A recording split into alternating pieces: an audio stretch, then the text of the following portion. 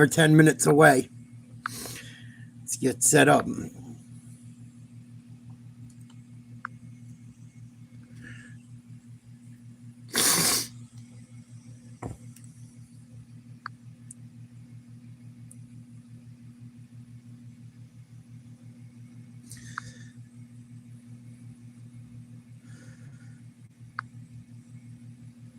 Been a heck of a first two games.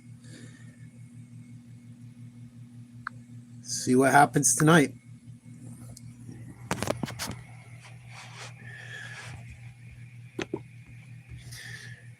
Hopkins Nugent, or Nugent Hopkins, I believe is going to play tonight. He was game time decision, but he's going to play for the Oilers. Let's see what happens. What up, Pamela?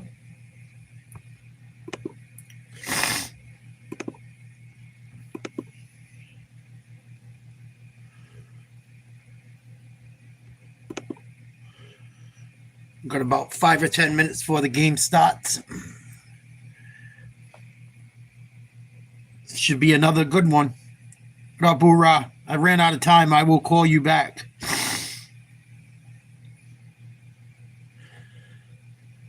Big game tonight.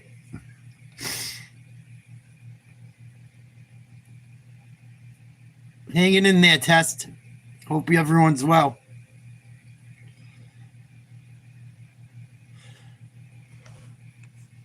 I'm not even going to answer a stupid question. Have a good night. Take care of yourself. I don't got time for stupidity.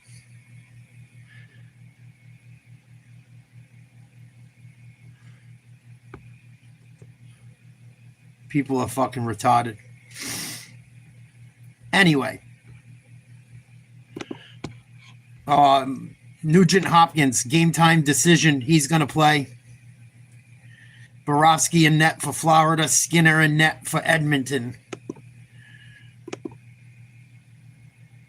Please like, share, subscribe. If you're a troll, go play in traffic. Go hang out in California. Start a riot. Just leave me alone.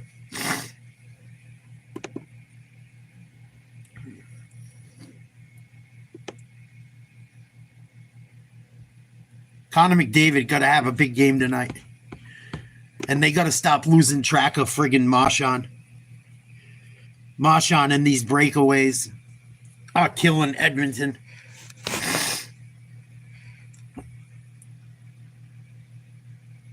I don't know how he's getting behind the defense so easily.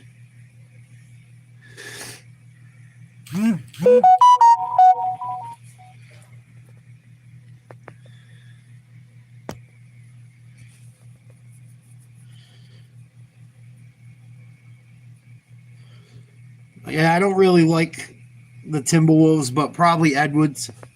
I like Naz Reid, actually. Naz Reid's a good player. I know he's not Anthony Edwards, but I like him.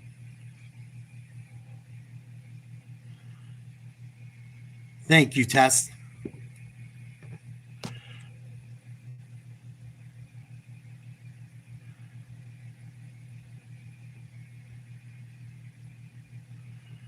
Big game tonight. Spoils so far. The way this one goes from here is anyone's guess. This is just what Lord Stanley wanted. Does it get any more entertaining than the Stanley Cup final? Each side taking turns turning on the lights. Taking turns getting tested by the furious intensity that surrounds them. There's only 2 teams playing now, so the light gets a little bit brighter on you. 1-1, go home. Now we got home ice. Let's take advantage of it. The series shifts to sunrise. This is Game 3 of the Stanley Cup Final. Here we go. We welcome you inside Amerant Bank Arena in Sunrise, Florida. Game 3 of the Stanley Cup Final with the series tied 1 game apiece. Thanks so much for joining us, Kenny Albert, Eddie Olczyk, Brian Boucher, Jackie Redmond, and Darren Pan. 2 thrilling games north of the border in Edmonton. 9 periods. Overtime in game 1. Double overtime in game 2. What will the Panthers and Oilers have in store for us tonight? Eddie, on the Edmonton side, we've seen the 2 superstars, Connor McDavid and Leon Draisaitl, on the ice together. We've seen them separate. What do you look for tonight? Well, I think more of the same from head coach Chris Knobloch and the Edmonton Oilers. And when you do put the big boys together, I've gotten some donations. special. My There's biggest no was like question about it. $50. So if he is going to do that, your depth has to step up a large way. And look, the depth of the Edmonton Oilers pretty much all season long, and for sure I got one for 100 in one the time. playoffs, has allowed them to be 3 wins away from winning the Stanley Cup. They need their depth players to have a shift or 3 when the big boys have their time together. Looks like they're going to start separated at least to start, but you know there's going to be a select time that McDavid and Draisaitl are going to get out there together. But I'm looking for the depth, which has been a strength of the Edmonton Oilers so far in these playoffs, to come up large here in the rest of the Stanley Cup final.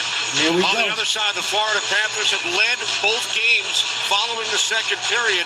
They've had strong middle periods in both games 1 and 2. 17 shots in game 1 in that second period, 16 in game 2. And Bush made the great point in game 1. They really started using the shoot into their advantage. They're a big team. They like to muck it up when they can. They play along the boards. The defensemen get active. Oilers got to win one of the next 2. Great play here, lifting up the stick, and eventually leads to the goal with that front presence. So for me, for the Florida Panthers, they I got a feeling this series is going 7 again. Because in the third periods in Edmonton, Kenny kind of sat back a little bit. So I think that is part of their DNA. They want to play along the boards and use their size and strength to create offensive opportunities. Game 3. Moments away here in Sunrise. To public and press announcer Andrew Imber. Please welcome Grammy Award-winning global music mogul, DJ Khaled. Oh, DJ Khaled's doing the national anthem or getting them partying. That's right, Game 3, Stanley Cup Finals. Right now, are you ready for what's about to happen? Make some noise! I can't stand DJ Khaled. He's annoying as fuck. If you're here for the Florida Panthers, scream! If you're here for the Oilers, Florida Panthers, make some noise! That's right. We're about to introduce the Oilers. Let's go. The head coach of the Oilers is Chris Knobloch.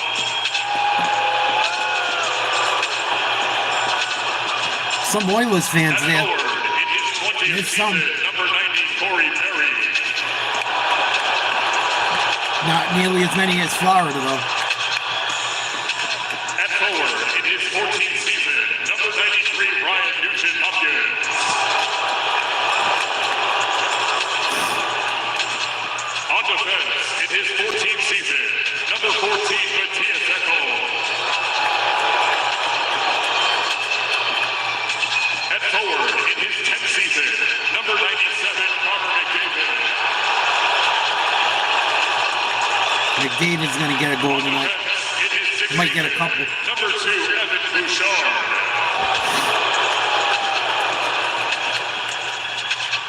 And in goal, in his 5th season, number 74, Stuart Skinner.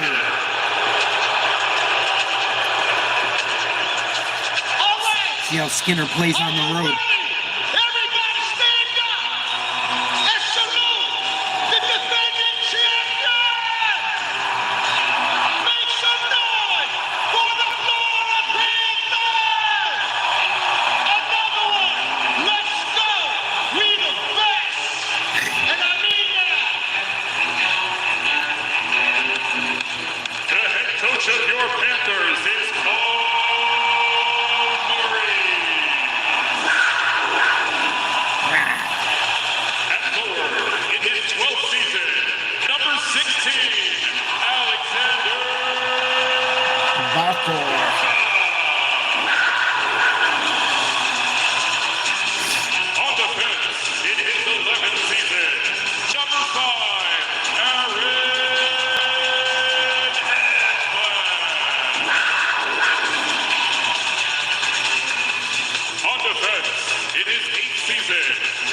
Oh, they switched the lines up a little, I think. At forward, in his sixth season, Verhage. number 23, Pain in the ass. Verhage's a motherfucker. At forward, in his 11th season, number 13,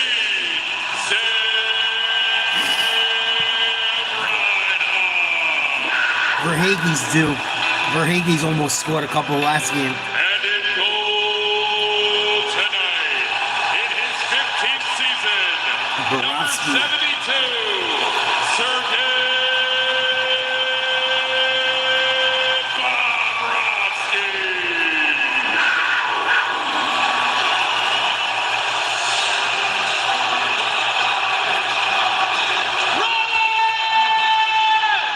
Game 3 starts right now.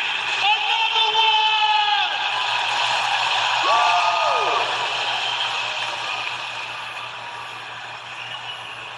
Please turn your attention to the ice and welcome tonight's hero among us, 101-year-old World War II veteran, Technical Sergeant Sidney Edson, United States 102. Army Air Corps. Thank you for your service and dedication bless to you. our country. Please rise and remove your caps for the performance of our national anthems. Signed tonight by Florida resident and deaf performer with PXP, John Paul Jamian.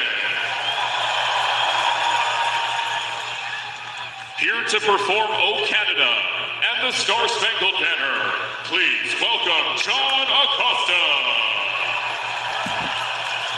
National anthems.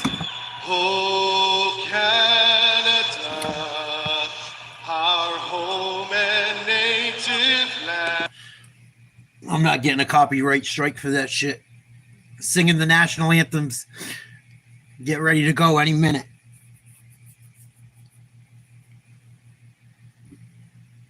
There are some Oilers fans, though. I see some Oilers jerseys in the crowd. Whole lot of red, though. We going to overtime again tonight? Christ, every game's been overtime.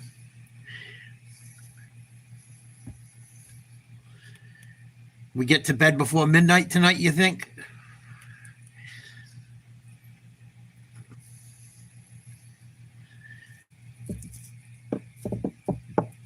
Big time, hoorah.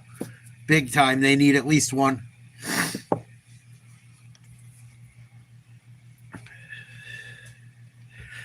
They got to stop letting Marchand get breakouts.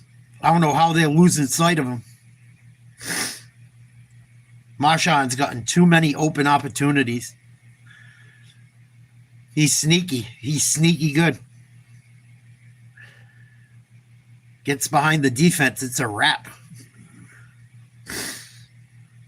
I don't know why they keep losing sight of him. It's because he's skating on the third line in Florida. But he's not a third line player. He's still top shelf. I think having him on the third line for Florida is helping him big time. Big time. Playing against guys that aren't as good as him. Playing against younger guys. Yep, he knows all the tricks. He knows how to outsmart him. Played a lot of playoff hockey. Does that Star Spangled Banner?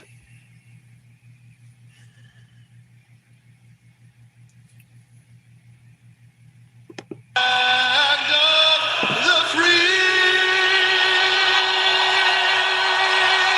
Here we go.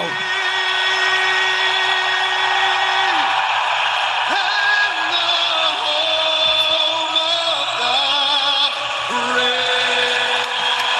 Here we go.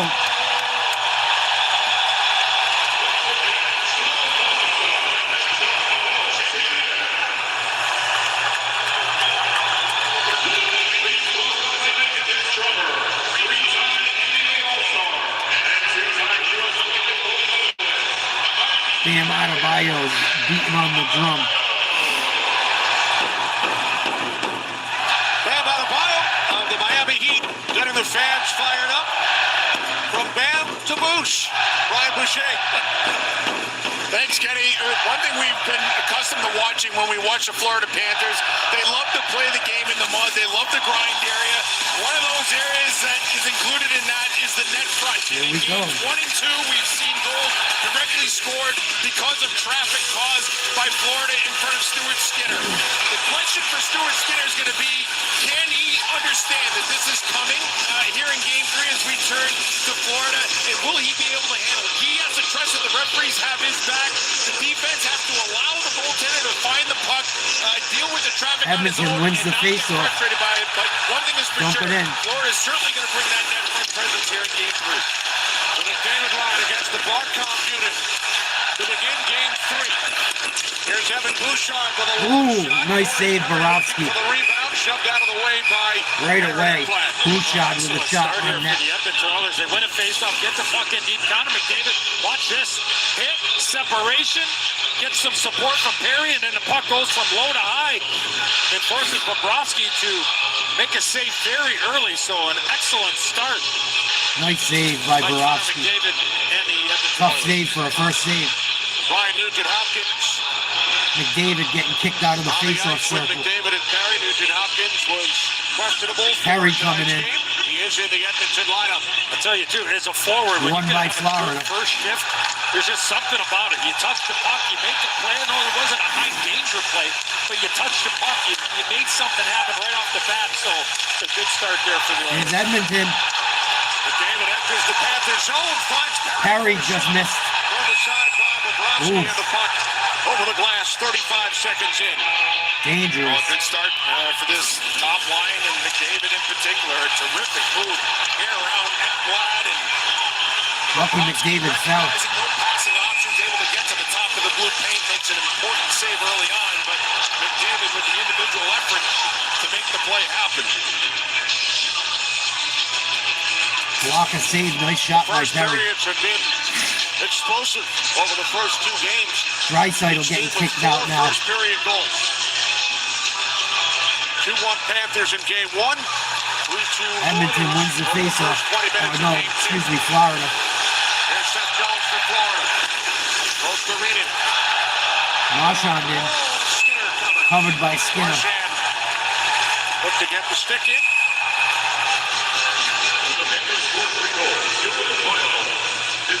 No score, 19-14 to go, first period. The discipline of the Florida Panthers. Gretz talked about it. The boys talked about it the other night in Edmonton after the first period, during the first period intermission of Florida can't make the parade to the penalty box, and especially we talked about it in the first period of not playing 4-on-4 against Florida wins the faceoff. two stars up front where they Behind the net, trouble.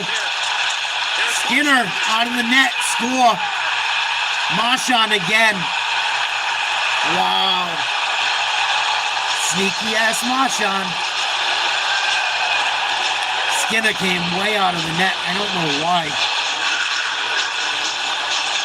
He scored the last Couldn't find the puck. of game 2 in double overtime.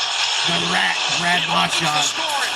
56 Wow. seconds into game Good 3. for him. There was going to be a penalty call. Lostarina took a stick right in the face or an elbow by Draisaitl, and then Puck kicks right out to him. He settles it. and Skinner Top shelf. and just 1-0 pulls Florida. himself right out of position, and Marchand, the Brad patience he has Marchand. with the puck, so hold on to it. When you get in that situation, Bush is a Yeah, he's all done, Boston. Sometimes guys just want to get rid of it right away, but he had the internal clock. I'm going to hold on to it a second. Kills me. Just hold on to it. And My all of a favorite sudden, modern Skinner goes Bruin flying scoring over. goals for someone else in the Stanley Cup. Well, so that has to speak to the confidence that Marchand's playing with right now, right? Because if 8 you're goals fighting it, this if you're not postseason. feeling it, I gotta imagine the first thought would be just get rid of it as quickly as possible. But right there, the patience. Skinner had no idea where the puck was. Had no To idea me, at all. It looked like almost when there's a bit of a 1-0 screen in front of him, Florida. he kind of lost sight of where it was, and the patience by Marchand to put it in, and the fast start for the Panthers. Well, Kenny, on cue, you talked about the goals, fast and furious. And furious won in the first 2 games of this series. This should be icing. A good job there by Good hustle. Gave the icing. But Kulikov pulls it up the boards. Here comes Florida, though, still. The Leafs are getting trail with 13. Postseason goals. Pass from Rodriguez was broken up. Oh, Wallman, that was a big-time play there. If Bennett would have had a breakaway, that was an excellent stick there by Wallman. Here comes Edmonton. Nice pass. Now Wallman had the puck stripped by Mikkola. Wallman just got tripped. He took a hit from Janmark. Nice goal. Moves it up ice for the Panthers. Here's Mikkola. Florida leading 1-0. Brad Marchand has the last 3 Panthers goals. He scored in the Brad second Marchand period. beating Edmonton by himself. Overtime early here tonight. Crazy. Florida offside. That could have been intentional offsides there. The Edmonton bench was asking for an intentional offside. The faceoff would go all the way down, but it was not called.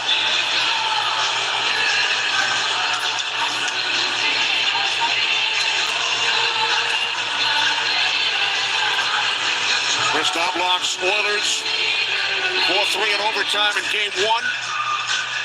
Leon Draisaitl with the winner. That so-called third line for Florida has been just absolutely dynamite. Lundell, Osterinen, and Marchand. St. Jones moves the puck in deep. Gadjevich. This is A.J. Greer. His first appearance in the Cup final. Missed the first 2 games. Works it back out to Mikkola. This line has been outstanding for Florida during the Stanley Cup playoffs. Greer, Nosek, Gadjevich. Shot by Jones, missed the net. Gadjevich looks to get it out in front. Blocked off by Klingberg. And the puck is cleared by Trent Frederick. 2.5 minutes in, first period. Brad Marchand has Florida up 1-0. 17:20 to go in the first. Florida the early lead. Now McDavid works his way into the Panthers zone. Nugent Hopkins has it taken away by Sam Reinhart. Now Barkov. Oilers keep the puck alive, and now the Panthers clear the zone. Here comes the Panthers. With Forsland, a defenseman. 3-on-3. Trouble. Good save, Skinner. And by Skinner on the redirect by Forsland. Wow. Puck sent back into the Panthers zone. Bobrovsky moves it up the boards. Puck fired in behind the net. Out it comes to Bouchard at the right Move point. that puck. Here's Ekholm. Evan Bouchard. Blocked Nice save, Bobrovsky. 15 shots more than any other player. Nice shot by on either Bouchard. side over the first 2 games. Well, let's go back and take a look at the goal once again as we look at our AT&T connected cam. And for Stuart Skinner, an early chance like this, very difficult. You got to stay calm in situations like this. I don't know how Skinner ended so far up out of the net. So early on, they can be difficult With a saves puck right in to front. make. Skinner clearly out of position First on bad the first goal, goal, he's but an really given important up. save on the last opportunity off the rush. A confidence builder for Skinner, but no doubt that early scramble was something that Skinner was overwhelmed by. That's the worst goal I've seen Skinner give up this series. Draisaitl got tripped up here. Power play coming for the Oilers. Nice. Edmonton going to go on the power play. One face-off. Draisaitl tripped by Lundell, I think. It didn't seem like much there. I think the stick was around the knees and just seemed like he toe-picked there and went back and got some attention on the skate blade. So what an opportunity here for the Oilers on the power play. 1-0 Florida. Brad Marchand with the goal. Our Chewy power play. Power play for Edmonton. Edmonton 2 for 10 in the series with the man advantage. David Draisaitl. Florida won the draw. Bouchard. Faceoff's going to be outside. That puck went off of Evan Bouchard. The referee, Wes McCauley, helped the linesman out, but now they're having a huddle up here.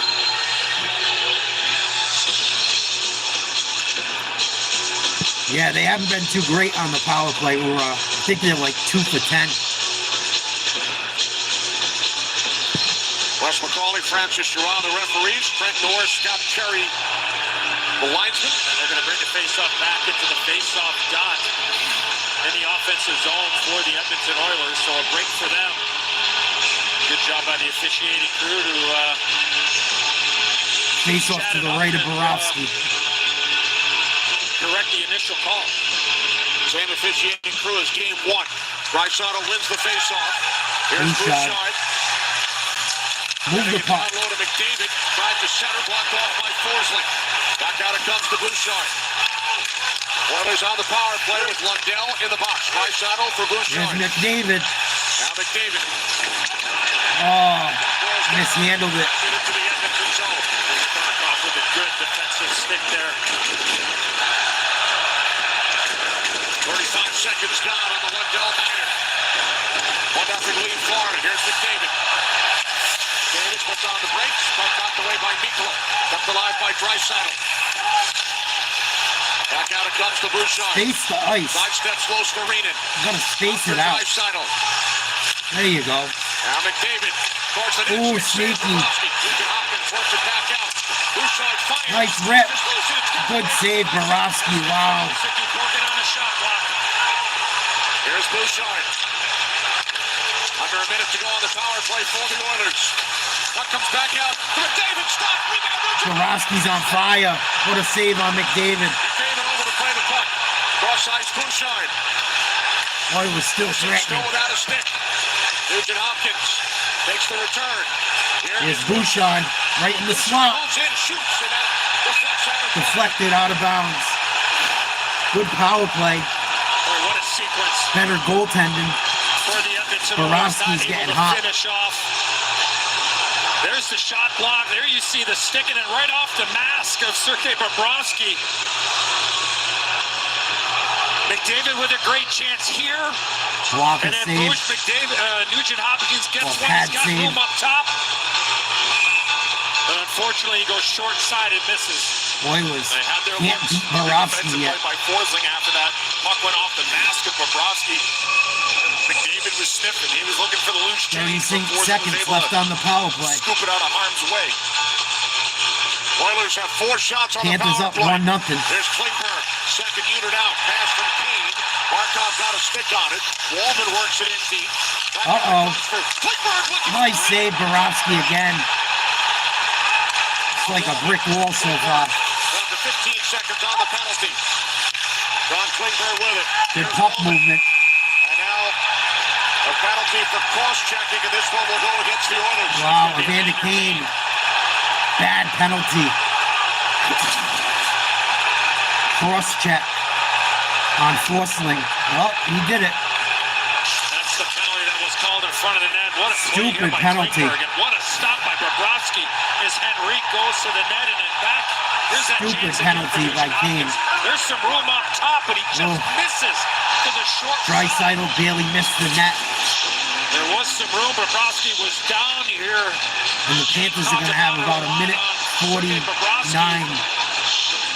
Moving Minute side to 51 side. of a power Down play. low, the crouch that he has, and you gotta 9 pick him seconds up left to 4 over the on 4. shoulder, around the ear area, and Nugent Hopkins just wasn't able to make these 1-0 shots. Florida. 14:47 to go in the That's first. what it always dialed in. There was traffic in front. Bobrovsky knew that Henrique was coming to that back post. That is a real good save early on. Evander Kane sent to the box for cross-checking.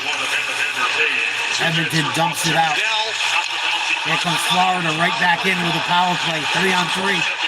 Save Skinner. by Skinner. What a great pass there Nice by glove Nate save. on his backhand Nice shot by Bennett. as he was getting pressure right in front of you, Bush.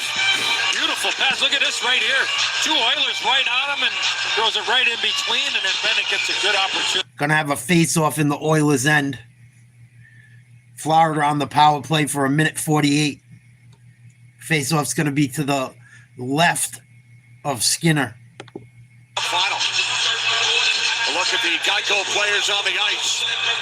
Panthers on the power play. Edmonton wins the draw. 2-6. Dumps it out. Florida with a 1-0 lead.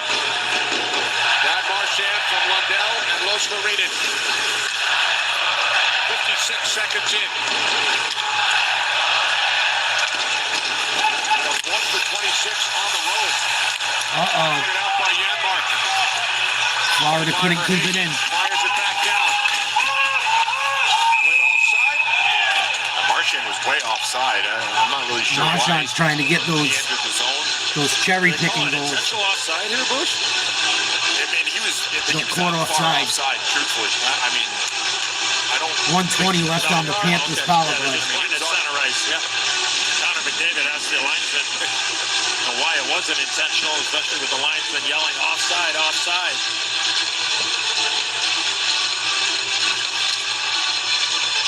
Would you do it on purpose just so you Face get the off top at unit center out there? ice. I mean, is that a tactic? McDavid won it. It was so But obvious. Florida comes away with it. If I got the first goal of the game in Game 3 of the Stanley Cup Final, hell no. Ooh, That's what I thought. Florida almost caught Marchand on the far post. Mark sent back around for Ekblad. Barkov out to the point, nobody covering. Ekblad Minute is in left deep. on the power Press play. penalty Florida goes gonna on the bring it ice back for the in. Oilers. Just under a minute remaining on the Kane minor. There's Matthew Tkachuk. Tkachuk outside. Oh, what a save, or it went wide. What a play by Tkachuk. Got by Skinner. Ekblad blocked. Tkachuk keeps it alive for Barkov. That ball Getting good peppered. control. Tkachuk with it. Here's Uh-oh. Back out for Jones. Seth Jones. Moves it up the Nice boards. play. Back to his defenseman. Down low, Jones. Has minute to go on the power play. Ekblad. Ekblad and Now Jones. Jones sharing the Back out puck. Reinhart. In front, Barkov. Nice save, Skinner. Well, They gotta get everybody's Bennett cleaned out up of the in these front of the net. playoffs, and that man right there is finding a way to strap it on each and every night. Here's the entry, but watch this great pass by Tkachuk.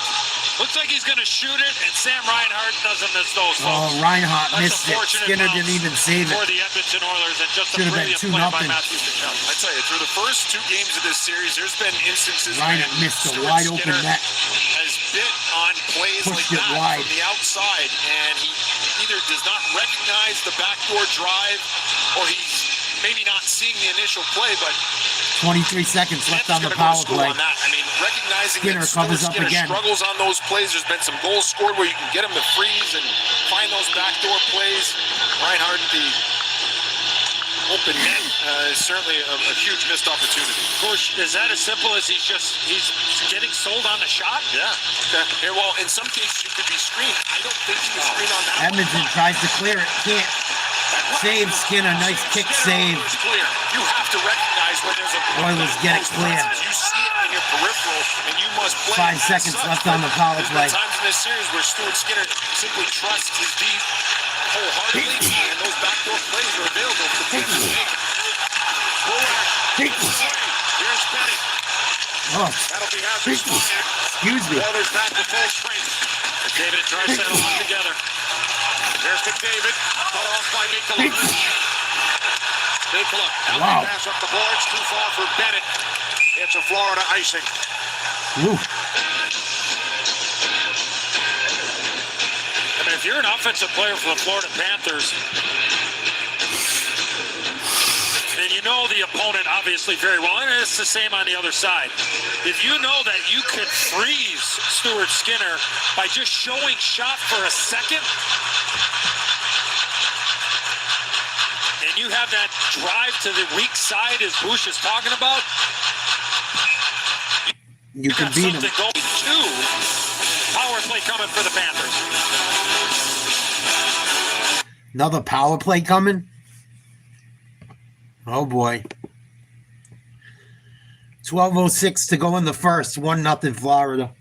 TV timeout. Borowski, 9 saves already. Brad Marchand with the only goal. I believe Florida's going on another power play. I think it's Evander Kane again. High sticking on he high stuck Marchand. Oh, what a that's the second penalty Evander Kane's taken. Bad. Not good for the Oilers. Not good. Panthers just got off the power play. They're going right back on. 4 minutes out of this period already.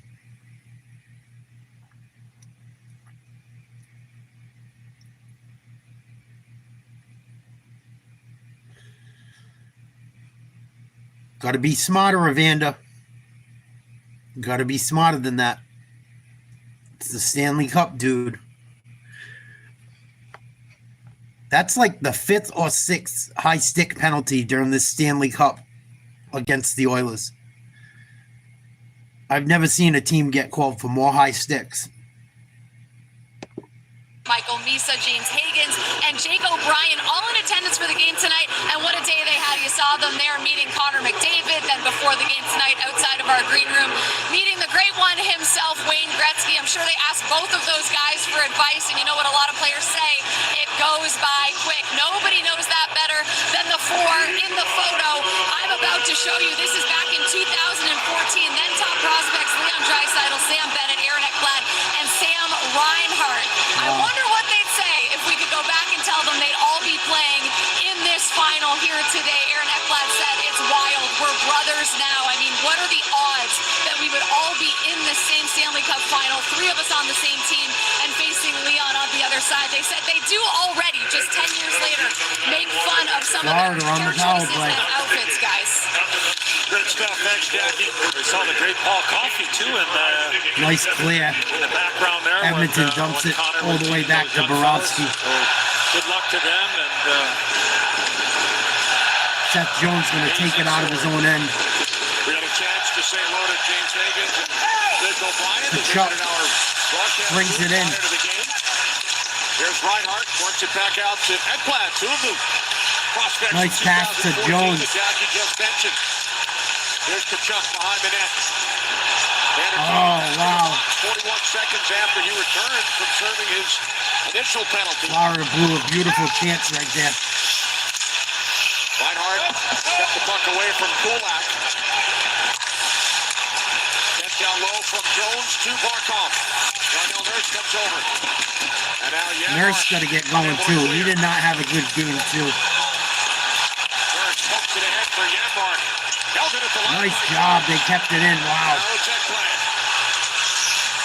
Ekblad in behind the net. Reinhart. Jones, beautiful job keeping that puck in. On the side by Skinner. Kachuk Ekblad with the puck once again. denied. good keep in there by Reinhart. Kicked it onto his stick. Reinhart without a point in this series. Edmonton finally clears. Kane got the stick up on 25 seconds left on the power play. Their fathers were junior 1-0 teammates Florida. with the Dartmouth Arrows back in Jones 1981. back to gather. The fathers of Evander Kane and Brad Marchand, who drew the penalty. Kane will return in 15 seconds. Panthers with a 1-0 lead. Uh-oh, turnover. With the penalty winding down. Here's McDavid. Cuts to the middle. Oh, good D by Florida. Now they got numbers. Three Oilers get back. Marchand in the zone. Penalty expired. Almost deflected one home. Rodriguez attempt. And it actually broke his stick. He got a Wow. piece of it. After a shot by Rodriguez. That was labeled top corner, too. I Here think comes they needed Edmonton. to touch it. I think Power play's there over. was screen on the whole play, at least for Offsides. Too many men here. Too many men on who?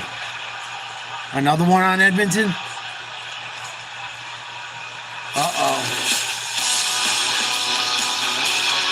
There's the early goal for Marchand. And now the too-many men call against Edmonton. Wow, another power play for Florida. The refs are calling everything down in Florida. 1-0 Florida. Another power play coming up.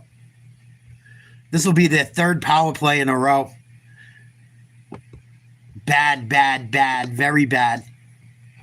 If you're an Oilers fan.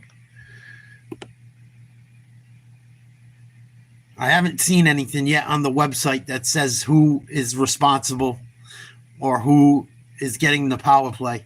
But I believe it's too many men on Edmonton. And the thing is you can only play shorthanded so long. Especially against Florida. They're going to get one.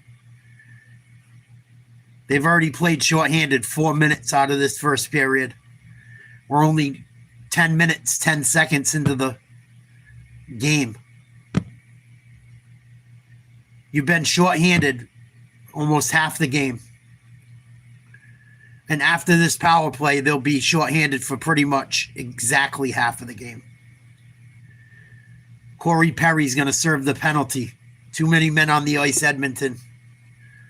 Another Panthers power play after the timeout. 9:51 to go in the first. Brad Marchand with the only goal. Marchand scored the last 3 goals for Florida. Way too many men. 7 men on the ice. Christ. For the Panthers. Edmonton's killing During the themselves. break, Packer chatted with Chris Knobloch. Penalties. Bad penalties. Well, I would imagine, Chris, High that you're playing stick, with a little fire going to the cross-check, penalty too box as many often men. as you had here early in Game 3. Absolutely. We have 3 already, and that's Retarded. a recipe for disaster. We got to make sure that we're tighten those things up. But one thing I haven't liked our first 2 kills. Guys have been on their toes. They broke up a lot of plays. Thanks for doing this, Chris. Good luck. See if Florida makes any adjustment. They've been trying to go from the half wall. Edmonton wins the faceoff. Dumps it out. If they try to go from the goal line out, try to make some plays, try to draw in the penalty clears for Edmonton. And again, it's all about the power play, to be able to take what is given and not be predictable, and see if those adjustments happen here for Florida. The too many men just 15 seconds after the previous penalty had expired. Third straight power play for Florida. 0 for 2 with 4 shots. Chuck battling for the puck. Ekholm. Nice grab. Ekholm, big play. Where the open ice was going to be, and Ekholm willed it out of the zone. Here comes Florida The odds from DraftKings on their third Sportsbook. power play in the first Here's period. Seth Jones. Into the corner to Chuck. Blocked Third off by power Kulak. play, 10 minutes into this Play on game. the boards for Canada. That should be a penalty on Florida, Down ice. and it will be. Another penalty coming here. Good call. That's going to be against Ekblad. Ekblad. Ekblad took him out. Oh, you talk about a momentum killer here. Power play not given That was much. obvious. There you see the leg on leg. And now it's going to be 4 on 4. And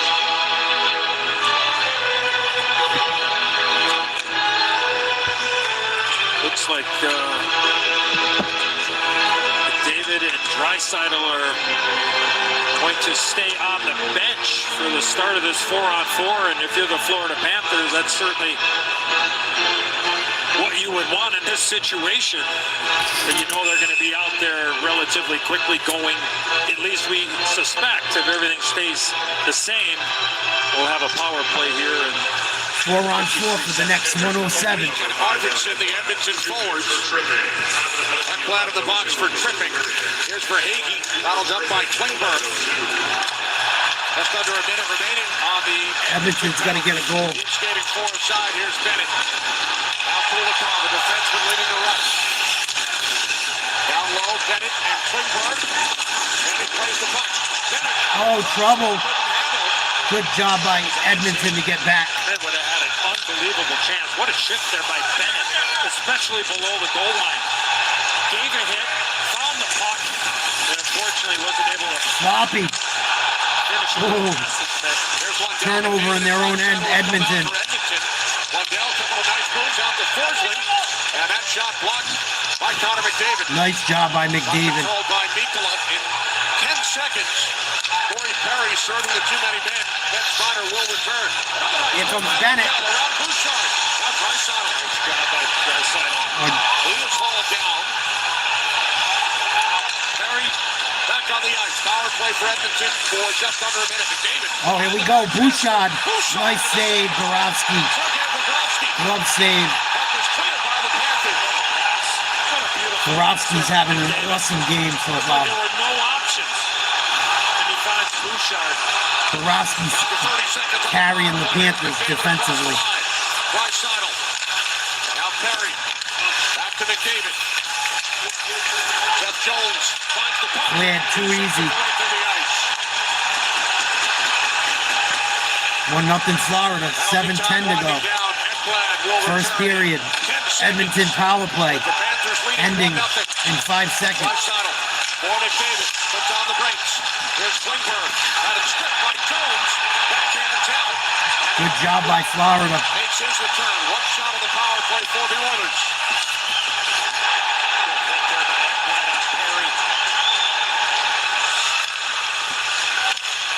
Both teams at full strength.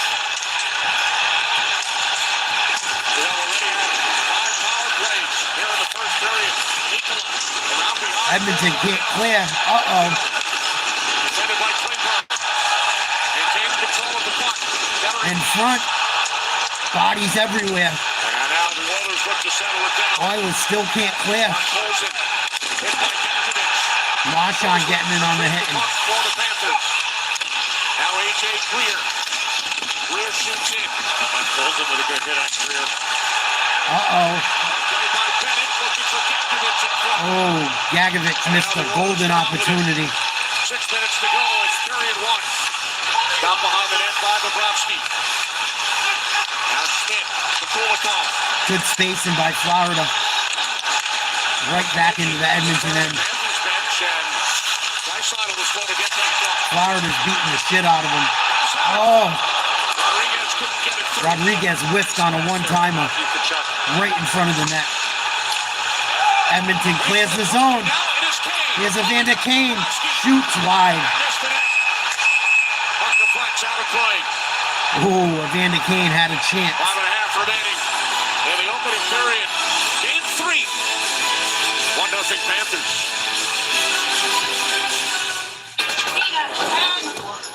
1-0 Panthers on a Brad Marchand goal. About a minute or two into the game. Florida's dominating for the most part. Edmonton's had opportunities. Borowski's just shutting everything down. Borowski's having a hell of a first period. He's starting to look fucking invincible. He's starting to get fucking in the zone, you could tell. Could tell before the game. When they introduced his name and the way he looked and shit. Borowski looked ready to go tonight.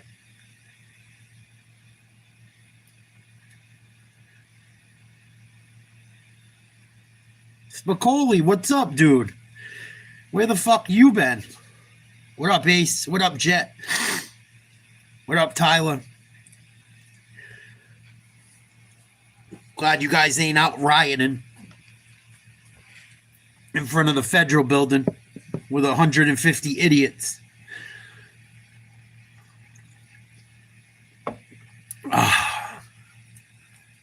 Let me see. Would I rather watch a dope hockey game or go cause a riot?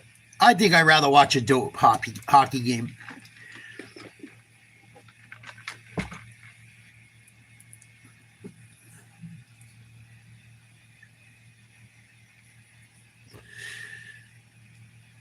Then why are you commenting about the United States? If no one cares about the USA, why would you even make the comment? You obviously care.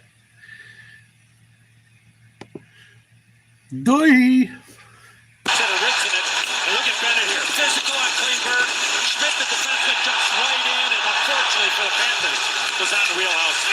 And then Bennett doing no brain, plays on no the line. pain. A little bit of a cross check, got away with one there, but Oilers win the certainly face-off. engaged here in game 3. A little interference too there, Blue. Yeah, Draisaitl as well. Nice tackling on Bennett. It's on Bennett now. As we talk about him. Later, dickhead. They're wearing out a path to the penalty box. As Connor Brown took the errant stick. Yeah, they're not going to win, Jet. They can act dumb as they want. It's not going to work. It's going to hurt them more. There's a stick of Bennett coming up, catching. It's going to hurt them more. People are sick of hearing their shit and dealing with it. All these penalties and not a lot of ice time for the fourth liners on either It's making side them with look all the worse. special teams so far. Look at our Happy Place presented by Happy Gilmore 2. Third power play for the Oilers. Edmonton on a power play now. In the first period in game 2. 6 so far tonight. Oilers 0 for 2. Here comes McDavid. McDavid, next man to the puck. Works it back out. Draisaitl kicks it onto his stick. Draisaitl to the point. Bouchard. Move that puck. Edmonton trailing 1-0 with the extra attacker. Here's Nugent Hopkins for Bouchard. Shoot it. Oh, right in front. Borowski, another save. Draisaitl, McDavid broke his stick on that shot. steam on it.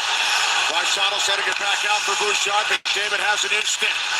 Leon Draisaitl, left wing circle. Corey Perry, who tied game 2 late, sending it to overtime. Shoot the puck. Bouchard. Now McDavid. Shoot it. It's some room. Watched by Barkov. Back out for Bouchard. Bouchard shot. That's Bouchard's not afraid to shoot. Walked away by Barkov. Good job by McDavid. Keeps it in. Carried back behind by Corey Perry. 40 seconds remaining on the power play. Bouchard to McDavid. Opportunity. Here's McDavid off the skate. In front. No one could get to it. McDavid keeps it alive. Edmonton keeps it in. Now Draisaitl. Bouchard tees one up. Oof. Another save, Borowski. Here comes to Draisaitl. Down to 15 seconds on the power play for Edmonton. Oh, nice job by the defenseman. Edmonton keeps it in. There's McDavid. Oh, McDavid got too cute. Nice penalty kill. Well done by Florida. It remains 1-0 Florida. Just over 3 minutes remaining in period 1. The Oilers. Icing on Edmonton.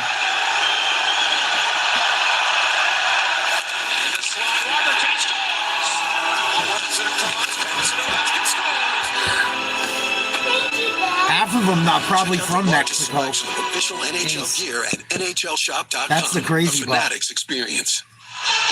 Connor McDavid was not going to lose the battle on that last power play. He beat. The craziest part is they haven't put in like anything to try and stop it as far as a curfew or nothing. They wonder why the president calls people in. Knocked down by Skinner. Then they try to blame the president for why it's happening. No. Jones pressured by Kane. Now Henry comes in to play the punt. Centering pass. Ooh, Edmonton. Contact from Arvidsson and another penalty upcoming, and then Bennett at the jump. Both go after Victor Arvidsson. Kane steps in with the jump. Almost like big skirmish in front of the benches. Only saw Bush from up top. Only saw one penalty call. Don't know if there's going to be any more. So it looks like it's going to be a power play for the Panthers. I can't imagine what anything that Florida did was over the line. Arvidsson having more of a conversation. Oh, what a dive. Having more of a conversation with Arvidsson as you see the contact right there. Okay. Oh, he embellished.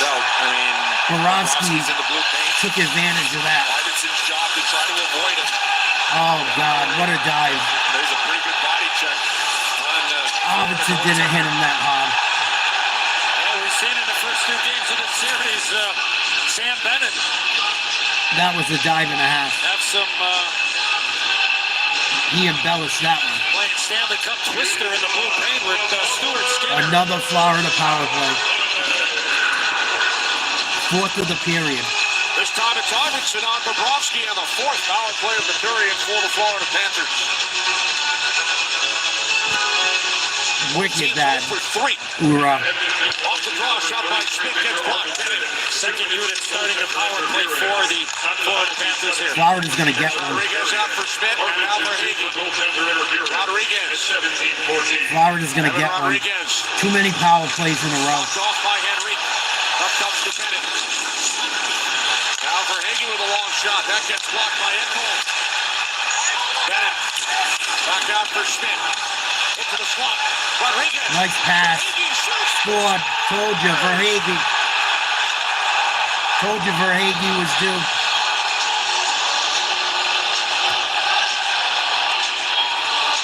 Don't tell the score before it happens. That's why I keep blocking my comments. I don't know why you would tell people what happens before it happens. To play his second unit, which is probably a number 1 unit on most teams Fucking in the National idiot. Hockey League. They move this thing around, and Carter Nice Verhaeghe shot. goes Right off the posting crossbar. in. I told you Verhaeghe was going to get one tonight.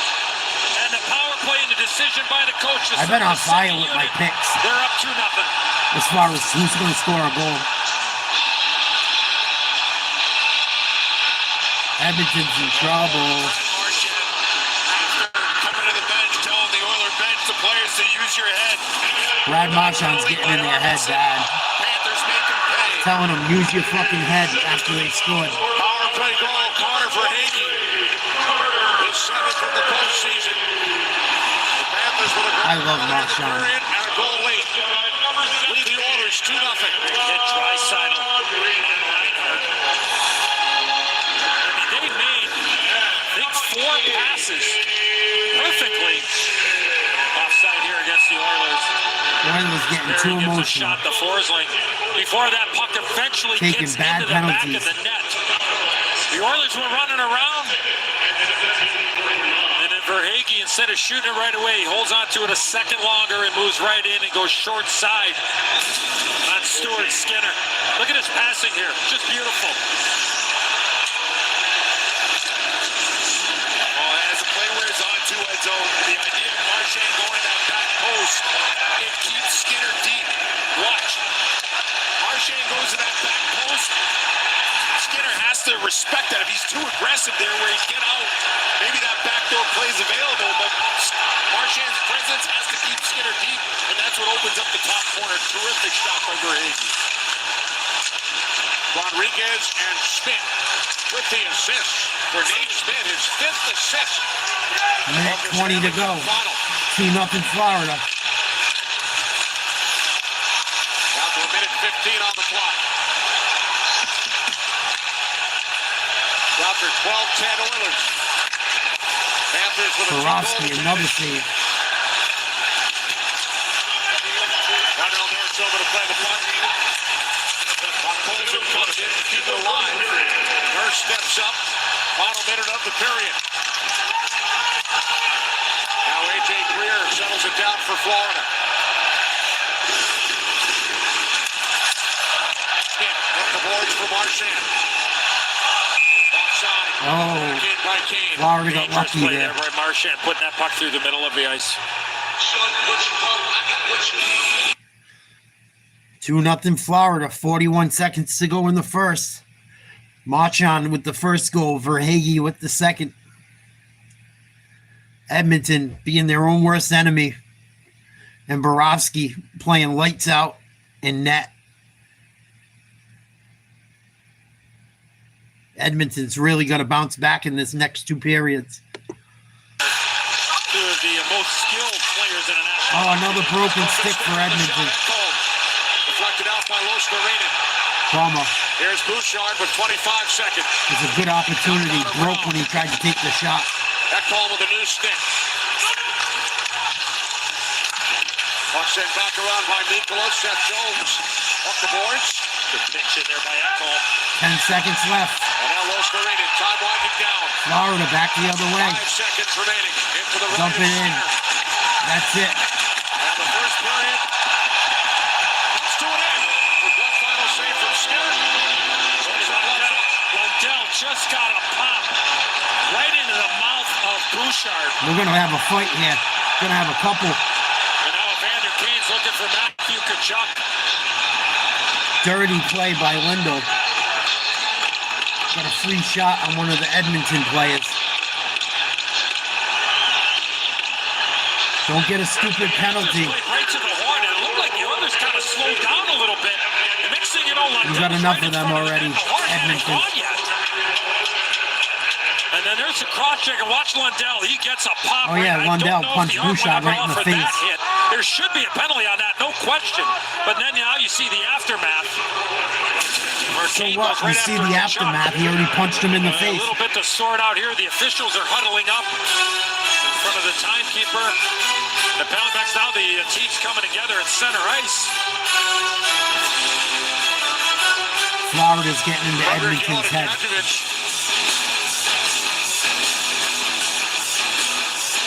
2-0, end of 1. Florida What's leads. this Intermission report? Coming up, there's Brad Marchand. He opened the scoring.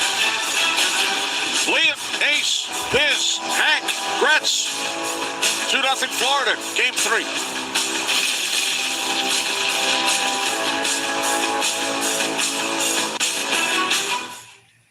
not really big into committing to things. I usually stop binging the show halfway through the first episode. First period intermission remember show when my hair coming was up in a blonde minute. for like 2 seconds? But when Verizon announced that I could lock in a low price for 3 years for both phone and internet, even if I'm already a customer, I was like, duh. I think 3 years in the future, Pete will be very proud of my decision.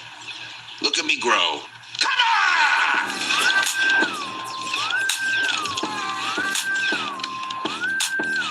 Can you hear me now? I sure hope so.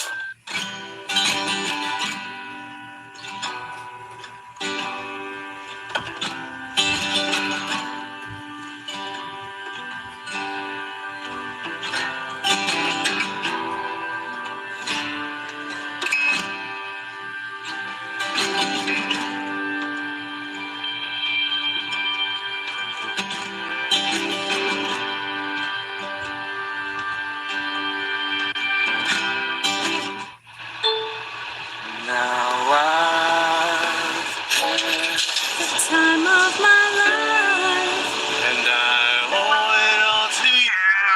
I've been waiting for so long.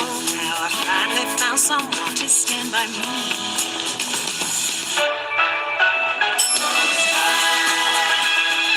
Nothing feels as good as a great place to work. UKG has the technology and insights to make it all happen. Hello there, I'm Ryan Reynolds.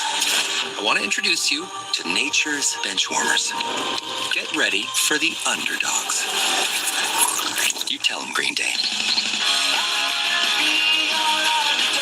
I'm here for these guys. Now it's their time to shine. Strap in for the ride, my friends. No, don't drink that.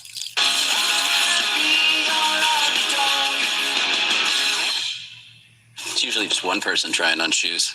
Discover doubles your cash back at the end of your first year, so I'm going to use mine to get something from my beautiful stunt double, Eileen. You earn, we match. Wow. Discover Cashback Match. We'll take them. Great. Taco Bell's $5, $7, and $9 Lux Cravings boxes give you a whole world of tasty indulgences, including a slow-roasted flavor of the Cantina Chicken Burrito. For less, choose your Lux Cravings box only at Taco Bell. Wow, DraftKings, that's an aggressive offer. Right, Paul, this and that? Yeah, great offer. Biz? What's with them? You're a disaster! I've watched a lot of hockey from the penalty box, so they make me feel at home. Those throw pillows don't match!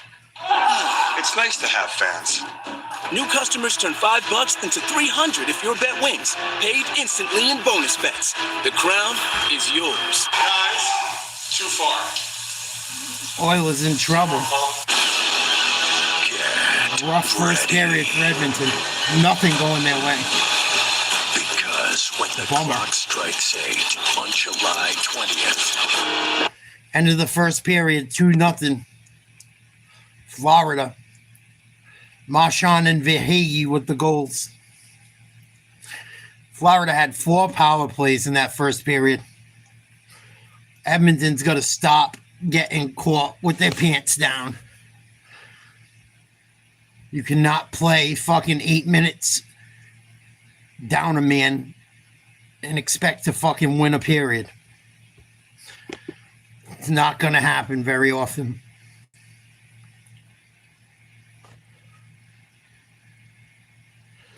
Evander Kane better get his head out of his ass too. Getting all emotional, cross-checking people. Fucking high-sticking people. Getting caught up in all the bullshit. Panthers just keep playing. And it shows. Borowski looks pretty fucking good tonight too. Borowski, he might be having one of them nights where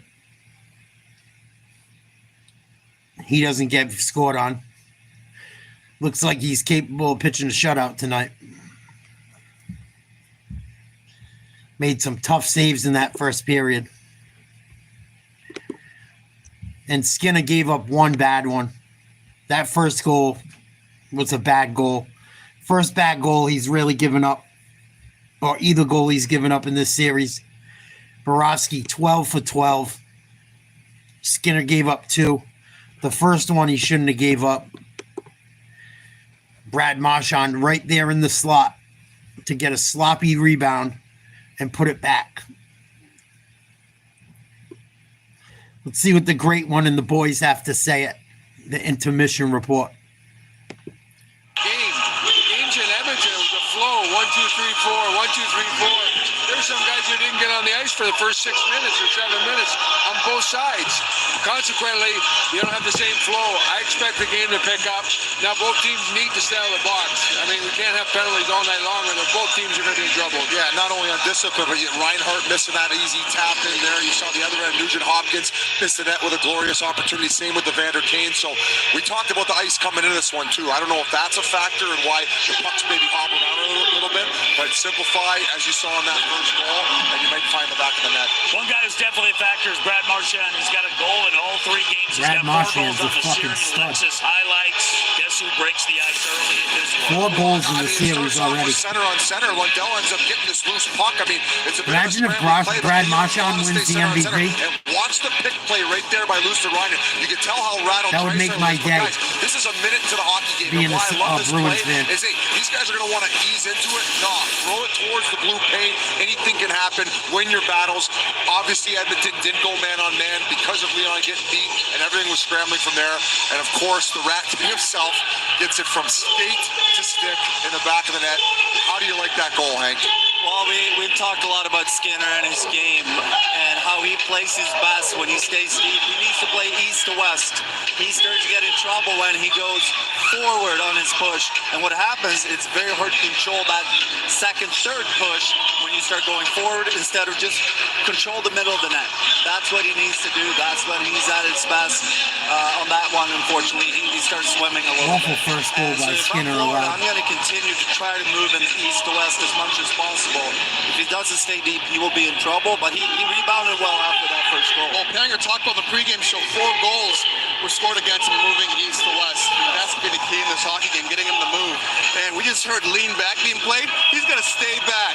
Stay back. He's going to stay back in his crease. Coming up behind you. Look at this. You can't get caught outside your crease. I did. I'm in key with it. I'm in sync right now with the DJ here playing these tunes. He's going to stay back in his net. I mean, he can't get too over anxious trying to make those plays because the Florida Panthers are going to make him pay for it. DJ Ace in the house. The after party as well. Listen, we talked about a lack of discipline in this game. Let's talk about one play in particular, and that's Victor Arvidsson, the 2-minute minor for goaltender interference. Runs into Sergei Bobrovsky. Listen, he's right on the edge of the blue paint. This is called... Connor McDavid got to wake up, too. He's getting double teamed every time he gets the puck. I think he's pressing a little bit. I think he's trying to do too much. They got to do something to get him freed up somehow. It's so hard because everyone knows, especially the Panthers, that they can't let him get open looks. But he made a couple of poor decisions in that first period. It didn't cost the Oilers other than a chance at scoring. It wasn't like it cost them a goal.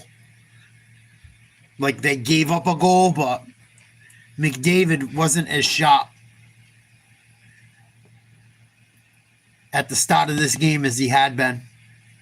Edmonton's had chances. Borowski has made some beautiful saves. And Florida's just been on the power play constantly. 4 power plays for Florida. I don't know how you beat them if you give up four power plays. Evander Kane, 2 stupid-ass penalties that were obvious. Awful penalties to take. He's got to get his head out of his ass quick. Said, if you're going to take a penalty, it better be a good penalty because you kill good penalties.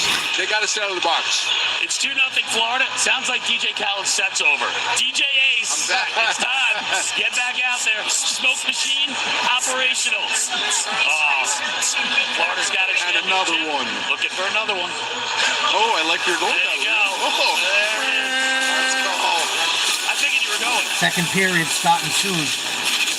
2-0 Florida. First intermission. You've always been ahead of the game. Please like, share, subscribe. It's your default. We'll be covering the entire finals. That feeling is unmatched. Their standard isn't for the average. It's for those who set the bar.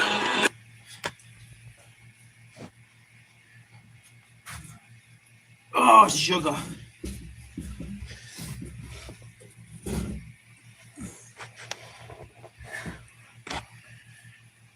Borowski.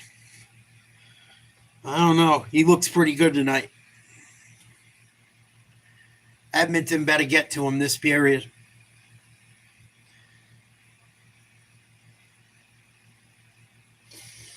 Edmonton's definitely going to make up some ground. The longer Borowski goes without giving up a goal, the harder it's going to be to score on him.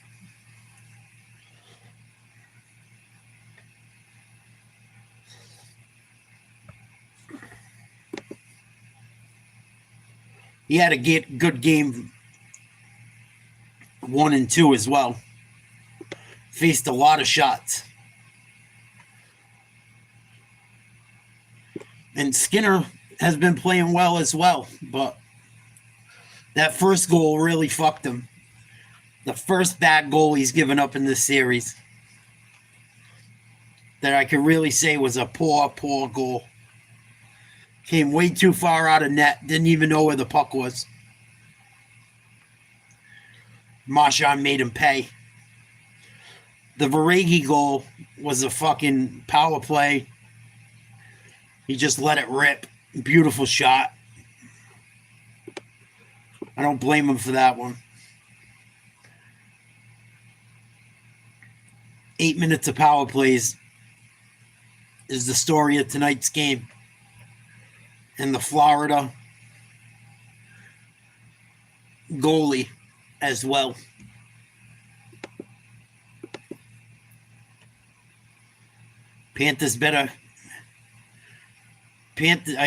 The Oilers better get it going. I don't feel good about the Oilers right now. They did not have a good first period. They seem detached. They seem unfocused.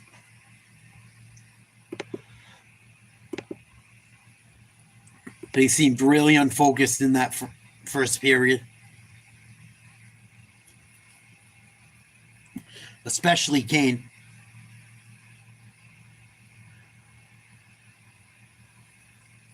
Vander Kane's killing him right now.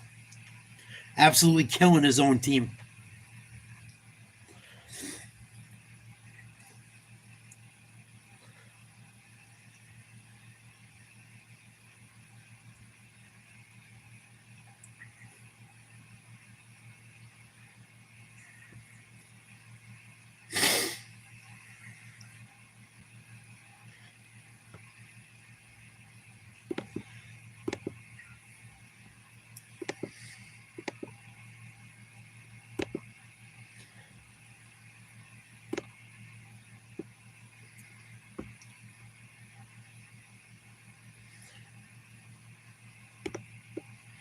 Really nothing on but baseball tonight. Baseball and hockey. Not much to fill you in on. The retards are retarding out in California still. Maybe we'll check out some of that at the next intermission. See what's going on out in California.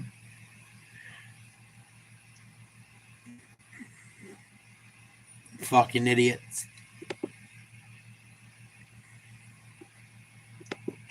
They got to make it count right here. Florida on top. It's 2-0. Getting set second period here in Game 3. Yeah, what's he sending? 700 of them in? I say fuck it. Give California back to Mexico. You all live in Mexico now. Let them have it back. You don't got to deal with none of that bullshit. Let them take it back. Seriously. Let California be Mexico's problem. Fuck it. Place is a dump anyway.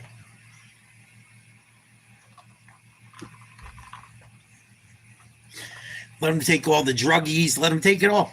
Let it be this. I would tell them. If I was Trump, I'll go sell it. Sell it. Fuck it. You get all that money back. Sell it to them for like $1 billion. Put it back in taxpayers' hands. Then they'd be in California, or make California its own country. Fuck it. Then they'd all be trying to get into the U.S. still, bitching and moaning.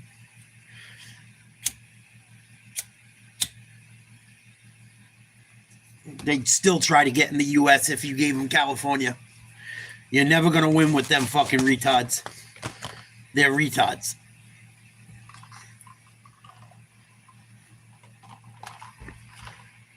Call Mexico. How much you want to buy California? Give me $1 trillion. It's yours. I'm going to balance the budget. Or have a vote. Have a vote. Have a vote. Fuck it.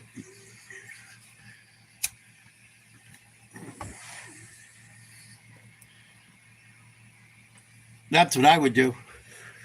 I'd really fuck with them.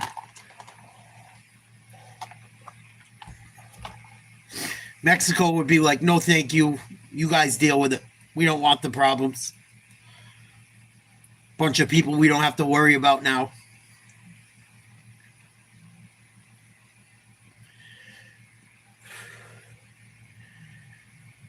You watch the next 50 years, the shit that's going to happen.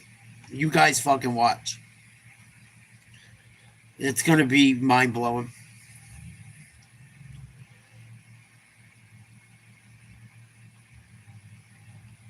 It's going to be mind-blowing what happens to this country in the next 50 years. Not just this country, the world, society, everything. Give it another 50 years. Watch. I'm glad I won't be around. I would like to see it just so I can say I told you so. But fuck it. Not my problem.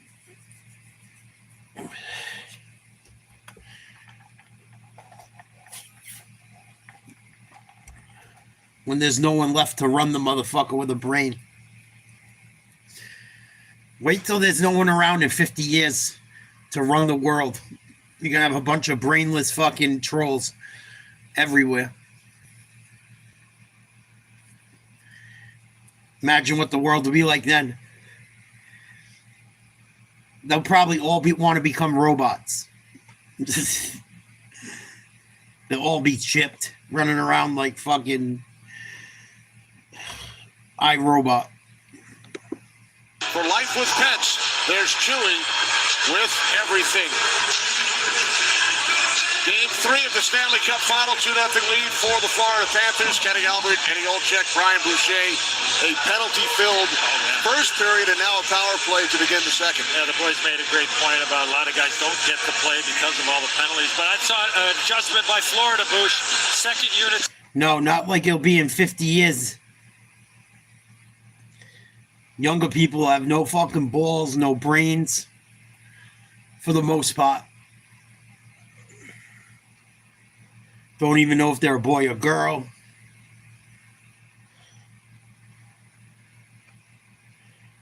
Society is turning into a fucking cesspool.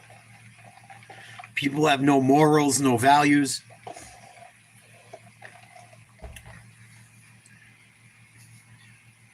Care more about abortion than people getting killed. Care more about illegals than real fucking tax-paying, hard-working people. The whole thing makes me sick. Edmonton down 2-0 on a power play to start the second period. Here we go. Offside. Now Nosek over to play the puck for Florida. Can't clear. Wallman with it for the Oilers. Here's Bouchard. Now Wallman. That's the Back over people to now. Bouchard. Wallman straight away. Wallman watched by Nosek. Sets up. Bouchard. Save Bobrovsky. And flag. Nice save. That what you wanted, Bruce. Bouchard's like the only one that wants to shoot. They got to respect it. And once that happens, maybe then everything else can start to open up. And Wallman can really shoot it, too, from the back end. So you got two threats on the back end. Defenseman shoot the puck on the power play. Spread out the ice. There you go. Just over a minute remaining on the penalty. Wallman lost the handle. Cleared once again by Ekblad. Skinner keeps it away from Marchand. Marchand pressure on Bouchard. Marchand Now can still Bouchard drops skate, it man. back onto the stick of Nugent Hopkins. Here's Corey Perry. Puck deflects to the boards. Bouchard with 40 seconds remaining on the Edmonton power play. Draisaitl finds Ekholm. Now Nugent Hopkins with it. Here's Ekholm. Nugent Hopkins is due too. Ekholm down low. Draisaitl. Here's Ekholm for Bouchard. Someone shoot a puck. Bouchard towards the net. Yes! Perry scores! Bouchard, rebound, Perry, goal. Perry cuts the Florida lead to 1. The old man with the goal. We'll give credit to Chris Knockout. All the old guys are scoring. Making that adjustment. Cruz might coming out and being a shooting power play right off the bat. And as you mentioned, Bouch, it opens up. Bouchard, the only one that wants to shoot the damn puck. Point, and then the rebound of Corey Perry. Big goal for Edmonton. Then he's able to find this puck. Stop it and get it over and just elevate it past Bobrovsky. Great hands there by Perry, and good awareness by Bouchard. Finish by Perry. Marchand went in front of the potential one-time. Oh, they finally beat Bobrovsky. Did not shoot it into the shin pad. 2-1. On the next play, and Mueller's got their first goal of the game. See if Edmonton can get some momentum. Corey Perry tied game 2 late. Sent it to overtime and now scores on the Here power comes play. Florida now. Game 3. Moving the puck nicely. Lead for the Panthers. Sam Bennett. Ball by Smith misses the net. Just over 2 minutes gone. Ooh, Second here's period. Florida. What a drop with the No interference. contact with Skinner. And contact in front. Surprised they didn't call a penalty on Florida. Interfering with Skinner. Kulikov and Nurse. And now Frederick comes in. Sam Bennett over for Florida. Bennett just took a huge hit. A lot to say to official Francis Chiron about the contact made against Stuart Skinner, saying they got to call it both ways. And then you had Frederick and Bennett having words, and then Yamar and Gadjevich. That should have been interference. Skinner is trying to sell it there, if you're asking me. Skinner got interfered with. He's in the blue paint, but there's the reaction from the Edmonton. Fuck, they called it on Edmonton. I didn't see a ton there. I think Skinner was more or less trying to sell, maybe get the attention of the officials that traffic is there. Good job by the officials not to bite on that one. They bit on the Bobrovsky. 5 of the last 6 goals in this series have been scored by the 2 oldest players in the series, Marchand and Perry.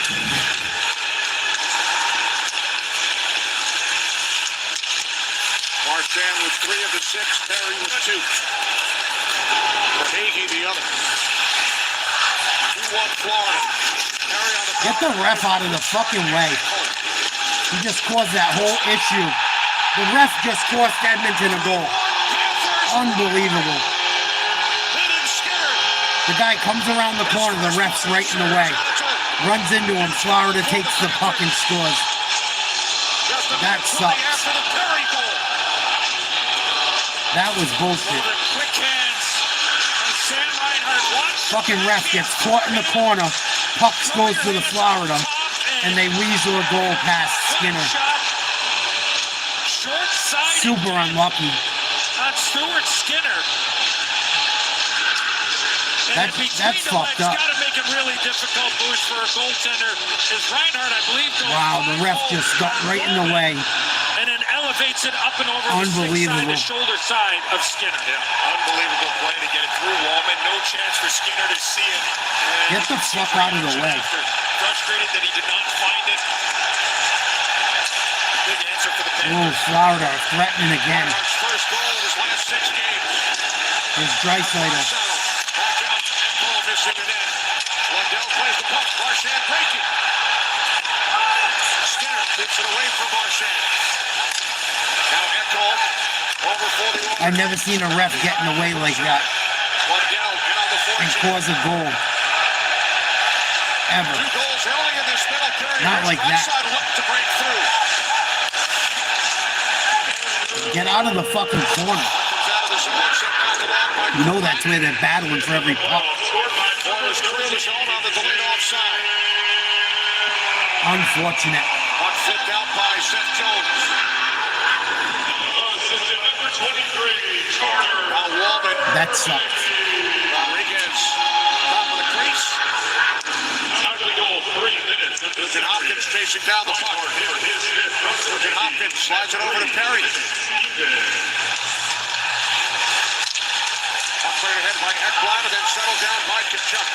Edmonton just can't catch a break. There's like 2-0 after the first. It's now 3-1 Florida. It's going to be one of them nights. I got a feeling. Kulak up the boards and out. Moved back down by Forsling. And now on the stick of Walden. We heard the Bobrovsky chants up in Edmonton. Now it's Skinner from the Panthers fans here in Sunrise, Florida. Nice rush. Looks to put a move on Mikkola. Brown doubles it back out to the point.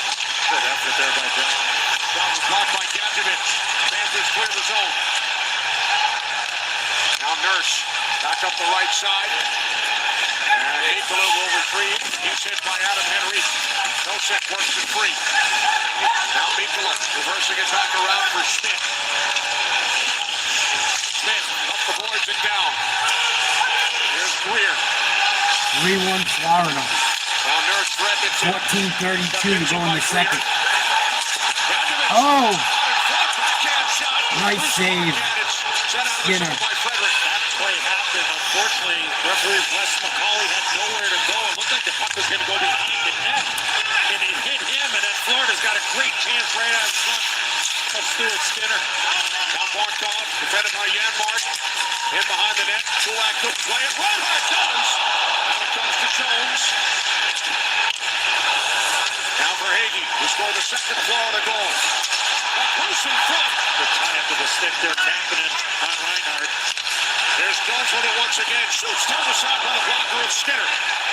Reinhardt moves it in deep for Hagee. Hey, you talked about the strong second periods for Florida in this series. They allowed the early goal to carry, but since then, all Panthers. 17 shots in game 1, period 2, and in 16. That should have been offside. Left by Marchand was blocked by Klingberg. And now quickly up ice, it's Arvidsson. Forpot pulls it. Tried the return, blocked off by Ekblad. Ekblad moves the puck ahead, knocked to the ice. And now it's Koskinen. To the red line, shoots in. Skinner settles it down behind the net for Klingberg. 7 minutes gone, second period.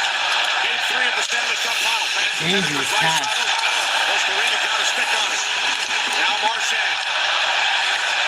Marchand, the oldest player in NHL history to score a goal in the first 3 games of the Stanley Cup final. 25-year-old Frank Mahovletow with a huge hit up on Colson. Colson back on his skates. Marchand at 37. Oh, turnover.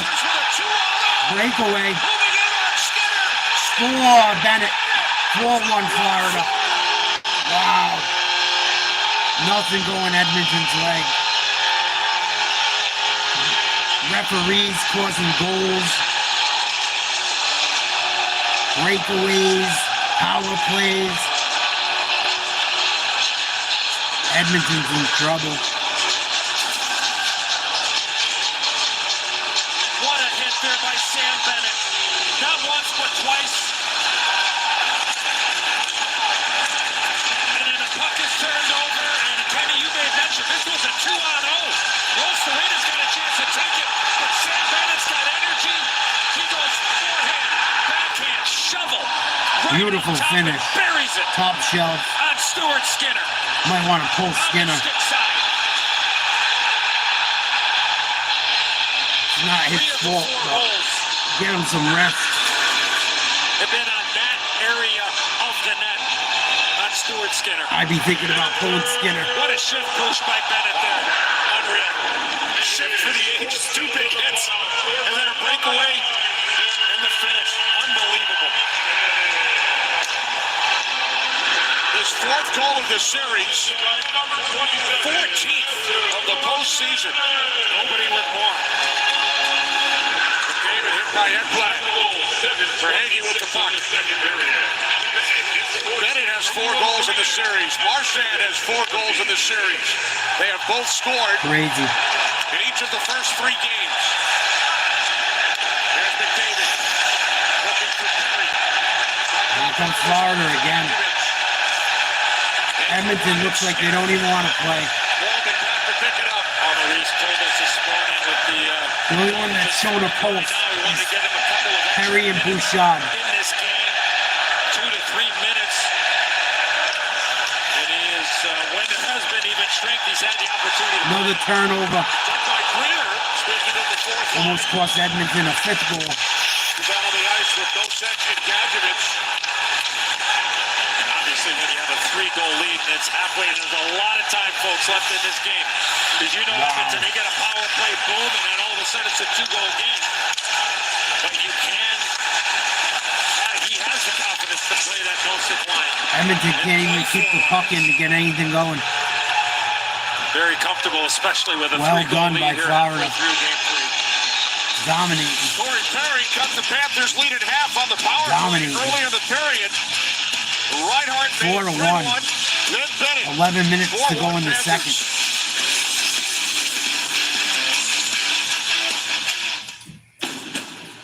Let's go exploring in the Accord from Honda, KBB.com's 2025 Best Value brand.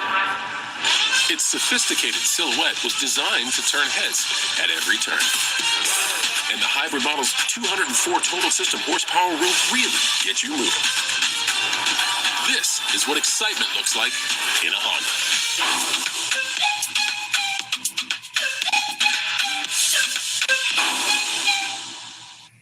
To understand the world, you need the truth. We witnessed something today that nobody alive has ever seen before. That's why we follow the facts.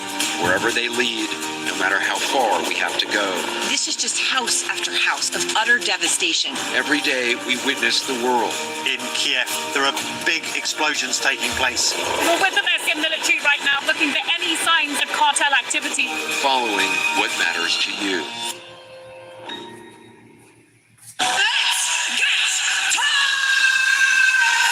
Wednesday, witness the epic 4-hour event, AEW Summer Blockbuster, featuring Kenny Omega and Kazuchika Okada's all-in Texas contract signing, plus MJF teams with his Hurt Syndicate partners for the first time in a trios battle, and it comes to this. Will Ospreay versus Swerve Strickland 2, AEW Summer Blockbuster, live Wednesday at 8 on TBS, and now streaming on Max. The Stanley Cup Final on TNT Sports is presented by Geico. This summer, teams from around the globe will go head-to-head on U.S. soil, battling it out for the trophy. And the title of World's Best Soccer Club. 32 clubs, 11 cities, 4 weeks, and one world champion. The FIFA Club World Cup begins June 14th on TNT and streaming on DAZN. A TV timeout to the right of me. The Oiler bench was silent. Almost a stunned look on everybody on that bench. But as we start after the TV timeout, McDavid, Draisaitl together, and let's see if they can provide a spark.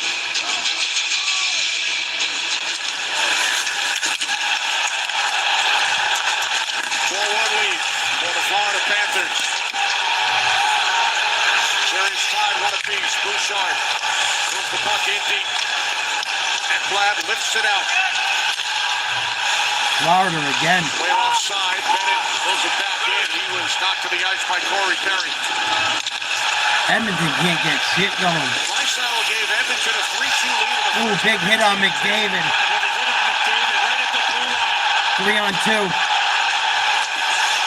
Ooh. Since that Draisaitl goal, the Panthers about Edmonton better do some soul searching. There's Marchand. Headed by Nugent Hopkins. Perry over to play the puck. Nugent Hopkins into the Florida zone. Sent along by Connor Brown, played by Nugent Hopkins. Out for Klingberg, a shot was blocked. Just wide. Broken stick. Seth Jones. Another broken stick. Marchand. And then sent out of the zone by Lundell with the glove. He had no stick. Just past the midway point, second period.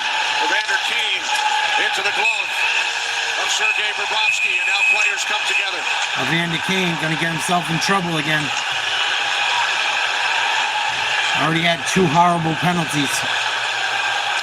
4-1 Florida, 9:44 to go in the second. Connor McDavid took a huge hit by Ekblad. Moments ago. Edmonton better do some major soul searching. Nugent Hopkins is playing all beat up. They already lost Hyman for the series. The rest of the season against Dallas. Edmonton got too physical in game 2. Started taking bad penalties, thinking they could beat Florida up. And now they're playing right into Florida's hand. They don't like getting beat up now. Now you might beat them up for a game and a half. You think they're gonna forget over that 7-game series all them fucking hits? Florida's got too many guys that don't mind the physicality. Edmonton looks like they need a baba and a new diaper tonight. Especially Evander Kane. Been having meltdowns out there. I didn't foresee this coming. I didn't think the Panthers would jump out to a 4-1 lead. Edmonton hasn't gotten a single break either. The third goal, the referee got in the way. A puck comes out into the middle of the slot. Gives Florida an easy look at the goal. That didn't help. But even without that goal, they're still down 3-1.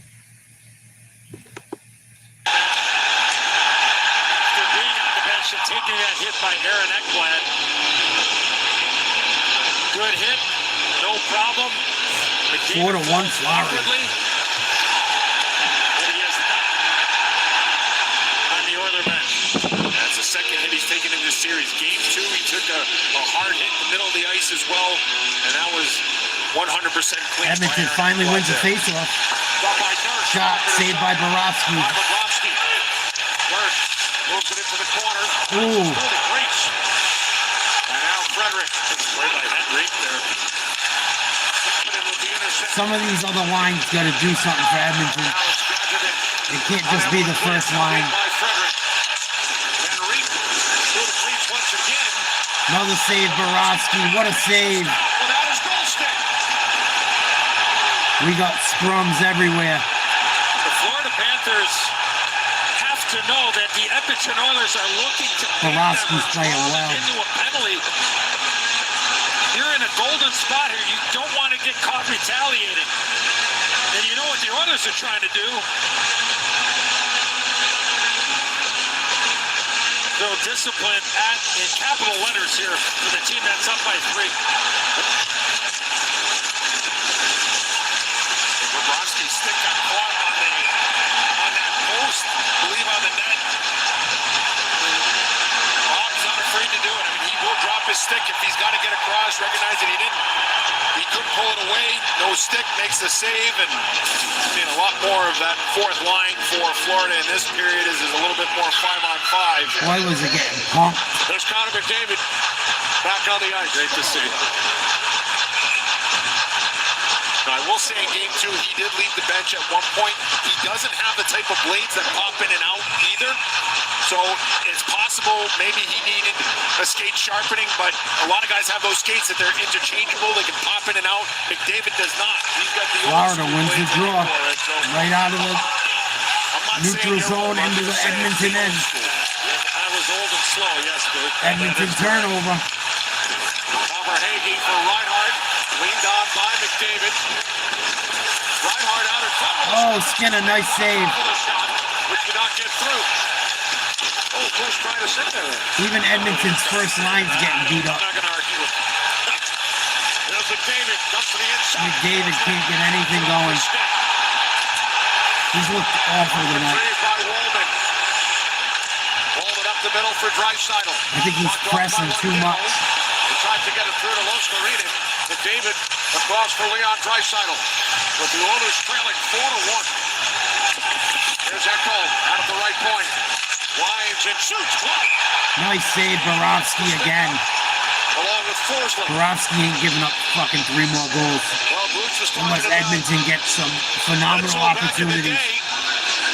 It was on this date, 1984. There he is on the right, 3rd overall draft. Nope. Borowski's on fire. Edmonton's going to need some serious opportunities to tie this game. Because Borowski's on fire. That day, that many years ago, nothing like a hot goalie. His greatest in my professional career, without question. He drafted by my hometown team. He'll just come off the stint representing. Everyone bites Boston sports. The Patriots and the Bruins and the Celtics were doing that shit before anyone. Fucking unreal. Everything is bitten from Boston.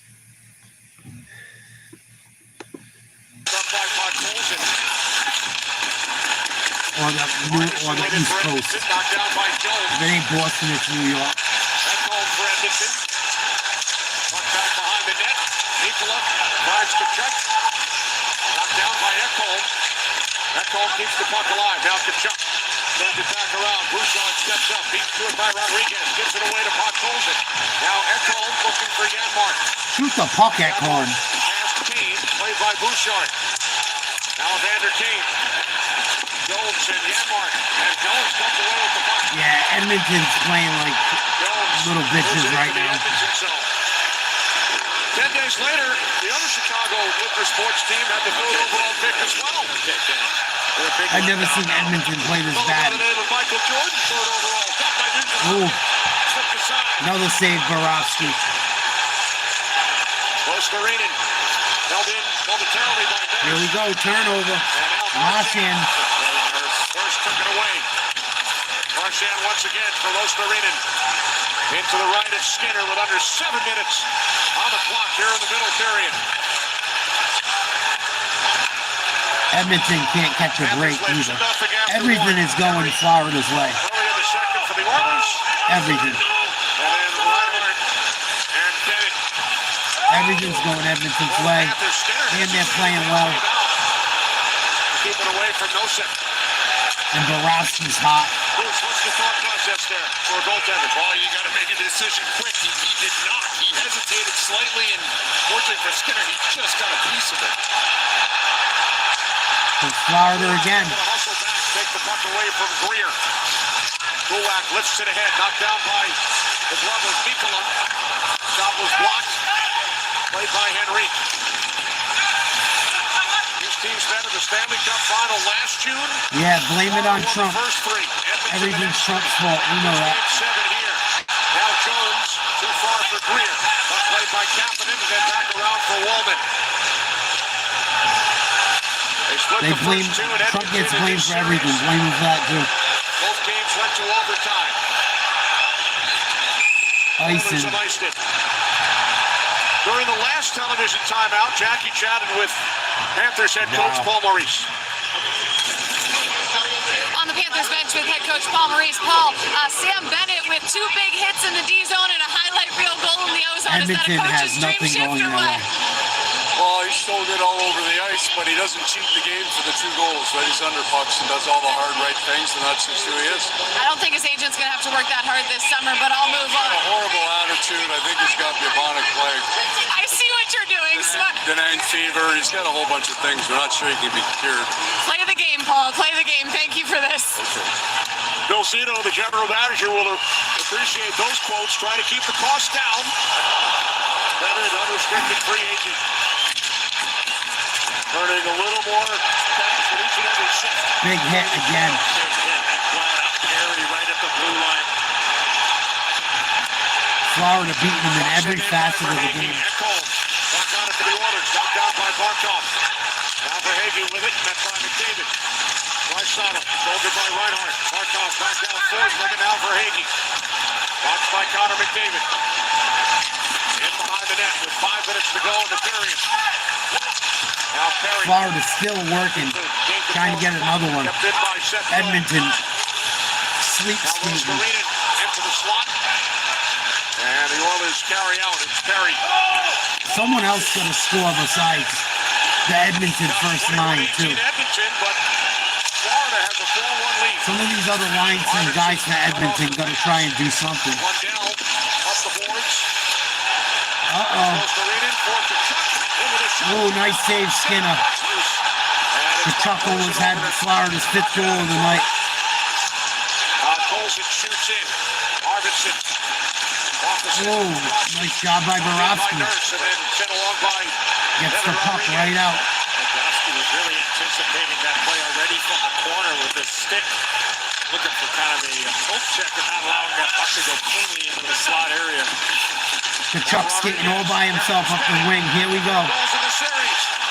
Oh, wide. Should have passed to Kachuk. He was wide open. Up high, but he didn't get all of it.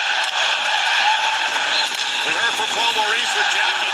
999 career coaching wins, including postseason. Only Scotty Bowman and Joe Quenneville. Ahead of Maurice. Quenneville, the new head coach of the Anaheim Ducks. Also had a strong hand here in Florida. Oh, nice job by Edmonton's D. Before Paul Maurice clear it out. took over a year later. Kane with a big hit. Certainly did. Quenneville led the Blackhawks to 3 Stanley Cups. Florida steals it. Right back out. There's the GM in Edmonton. Icing on Florida. One of the great coaches of all time, not only number-wise, but behind that bench from Joe Quenneville. Taki. Big woman without a glove. A.J. Greer stole it, threw it into the Panthers bench. Woman without a right glove, and there it is. But Greer snacks it and take it with him. We'll take it. Should have thrown it to you, Boosh. Yeah, I was calling for it.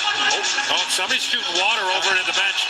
There will be some, there will be a fine handed out for that. I don't think there's any doubt about that.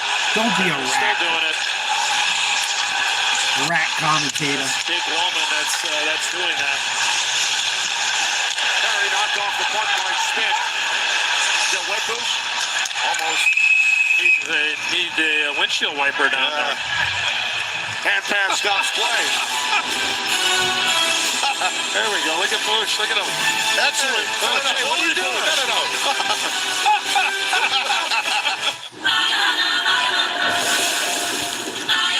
Panthers are all in the Floridas. Panthers are all in. The Oilers had it in Game 3. Fucking Nugent Hopkins is trying to spray the Florida bench with water and the fans. Not even watching the game. Florida is mind-fucking the shit out of the Oilers tonight. Evander Kane taking a big mind-fucking. Who else has? McDavid looks like he's starting to take a mind-fuck. He hasn't looked nearly as sharp as he usually does.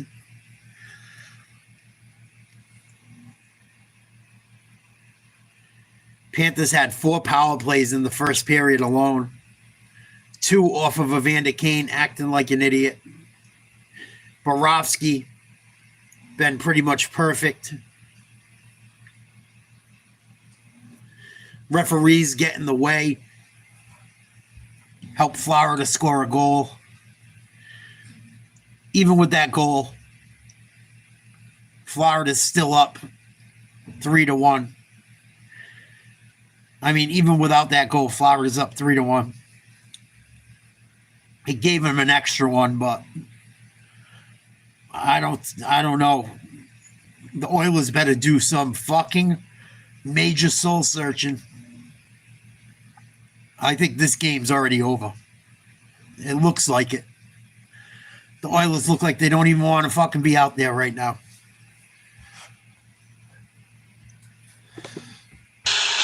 Doing some housekeeping. It's the Stanley Cup Finals. Stop that. Wake up. We saw Andrew Booth. I don't understand that shit. Jake apologized. I don't understand being unfocused going into a major game. Water and electric outlets are. No one thinks the malfunction down here. You know, Bruce, you might want to do some research I don't as get far as it. who you got involved with. His great uncle was the Raging Bull, Jake LaMotta. What we're going to do is play hockey. The former champ. Play Sometimes you gotta learn smart the hard hockey. way. Try hard. It's the best way to learn. Give your best effort. 2.5 to go here in the second period. A lot of undisciplined shit from Edmonton tonight. I thought they were better than that. They're getting caught up in everything else but hockey. Lead for the Florida Panthers. Oilers ice the puck. Edmonton's not even concerned with playing hockey right now. They want to just argue, and they don't even look like they want to be out there. They look unfocused. They look uninspired. There's never a scoring chance unless it's from their first line. It seems like.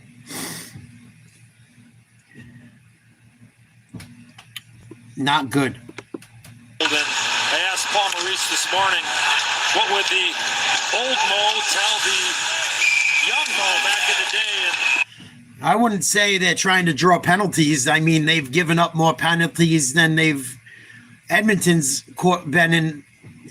given up 4 power plays. They're causing themselves to get penalties. Florida had 4 power plays in the first period. Evander Kane caused 2 of them. Evander Kane went to the penalty box twice.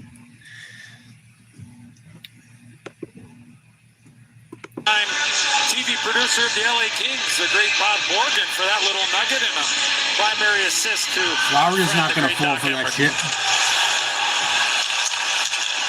Borowski, another save. Turned aside by Bobrovsky. Back out it comes to Bouchard. Edmonton needs a goal badly. Bouchard again. Bouchard's the only one even playing. Him and Perry. The rest of the guys don't even shoot. Nice save, shot by Bouchard again. Bobrovsky hits the ice.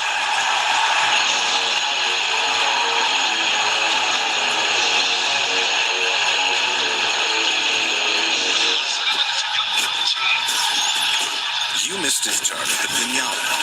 They ain't gonna beat Florida in the shit. I mean, they ain't gonna beat. Yeah, they're not gonna beat Florida in the penalties. Stories and post-game recaps only with the It's NHL. not gonna work.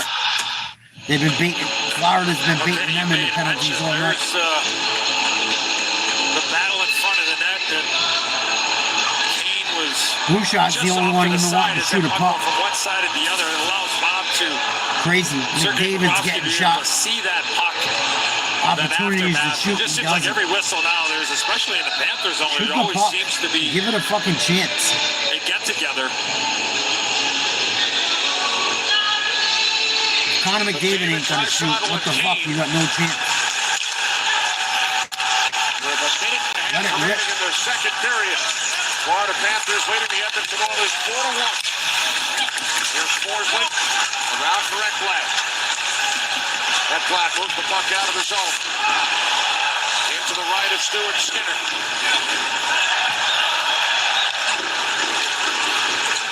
Marchand. A minute to go in the second. 4-1 Florida. Florida goals tonight. 2 points apiece for Verhaeghe. And Lostarinen, who has the puck here. Looking for Lundell. He was held up by Wallman. Now Lostarinen and McDavid. Final minute of the period. Wallman comes in. Lundell as well. 3 Oilers, 2 Panthers. Great opportunity there for Nurse with a couple of block kicks, and he's going to go. Oh, and then he gets punched right in the face by Wallman. easily make this a 5-on-3 against the Edmonton Oilers here. Nurse got a couple of healthy shots right in the back. Nurse has been horrible. Woolman hit him with a left. Nurse hasn't Only done saw shit one arm go up on the cross check, and looks like that's all it's going to be. this entire series. But if it's going to continue to get like this as the game goes on, the Another easiest bad thing penalty to do by now is just Edmonton. start putting teams short-handed. And there you see Wallman grab it. Watch. Comes in. That's okay. That's the penalty right there. Watch Wallman. Florida takes a lot of dives. Another dive. Florida is a dirty fucking. You watch him, dude. Like they act like he got punched and shit. The guy didn't even fucking hit him. He falls to the ice. Florida's good at faking a lot of shit, playing head games. Like when you really watch them, at least tonight, Florida's fucking with the Oilers bad. It's like SGA on fucking skates. Penalty call of the second period. There were 8 minors assessed. Gotta be more disciplined. We've seen some crazy And the things Oilers happen are letting in him do this it to him. National Hockey League season, let alone in these playoffs. For Edmonton, you just need the next one. I mean, that should be the goal. Florida on their obviously. 6th power play. Then you get it to 2. Florida's had And then you 6 said, power okay, plays. We're going to get a power play. We know we can score on the power play. Fucking flip-flopping everywhere. And all of a sudden, 1-goal game. Borowski There's plenty flopped of on hockey one. Here, so I think they should worry about playing right now and not trying to get even. Florida embellishes a lot. Whatever you want to call it. So I think that needs to be the adjustment for the Edmonton Oilers. Verhaeghe does a lot of that shit. Kachuk does a lot of that shit. The greatest player in the world playing, and you got Draisaitl, you can argue where he is number-wise. Marchand So I think the does some adjustment of for that Edmonton shit. is kill this penalty and get the next goal and worry about getting back in this game. Bennett and Janmark have words. Eddie, you mentioned Wallman and Mikula at the benches. They were teammates in St. Louis. Marchand always has something to say. Yeah, the Panthers are getting away with murder tonight. Nothing's going Edmonton's way. Nothing.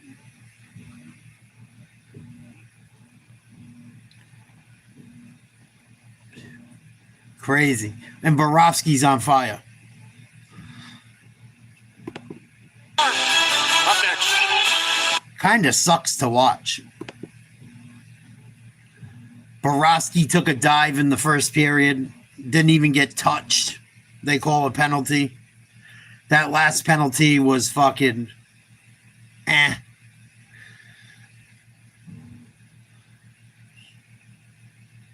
fucking nuts. And Edmonton, other than their first line, is not a threat to score goals. It seems like if it ain't gonna come from the first line, they're not gonna score.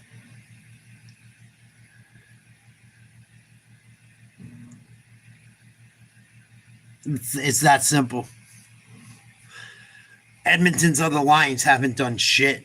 Nothing. And them losing Hyman is starting to show. Edmonton not having Hyman is not helping things whatsoever.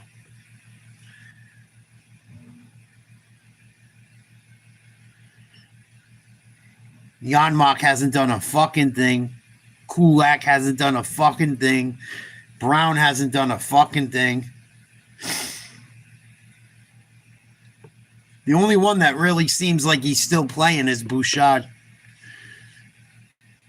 as far as Edmonton's concerned. Even Connor McDavid looks like he's out there fucking seeing ghosts tonight.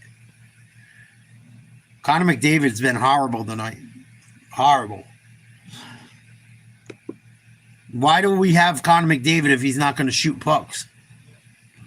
I get he's a great passer and facilitator and shit, but he's been cycling on their power plays, and he doesn't take a shot. I don't get it. Take a fucking shot. You're down 4-1. It's not like you take a fucking shot. You can't score if you don't shoot. It's like watching the Bruins. I feel like I'm watching the Bruins tonight. I really do. Shoot the fucking puck.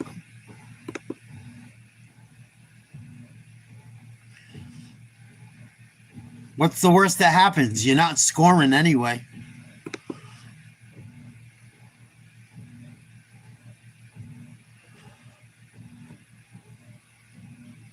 If Edmonton goes down like 5-1, 6-1, I'm killing this shit. I'm not going to watch a blowout. See what happens this thing. See what's happening in California during the halftime report. See what these fucking douchebags are up to. I'm sure they're up to no good.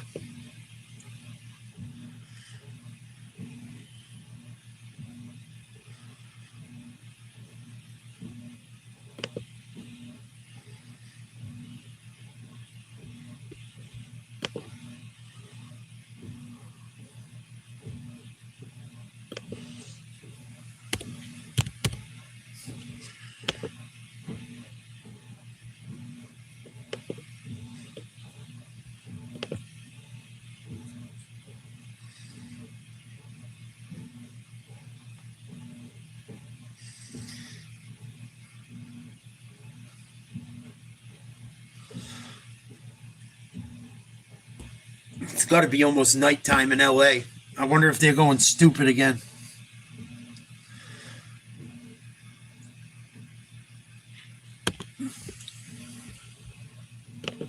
Israeli forces.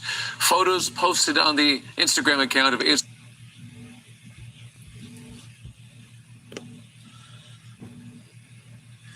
I don't even understand it. It's like a bunch of people running around down there with nothing better to do.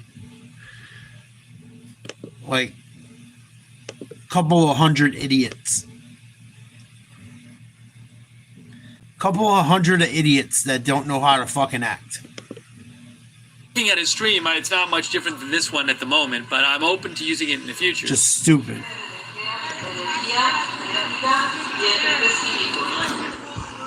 They're telling him in Spanish to move.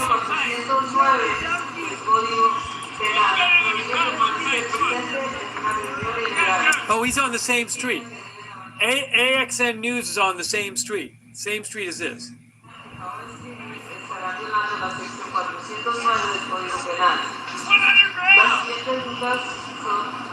Fucking idiot.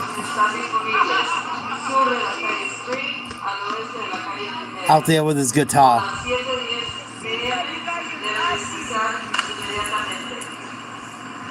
many times does it take to change a light bulb? None! Cops shouldn't be caught! How much meth have you had? That guy has a clown nose and a guitar. A clown nose and a guitar.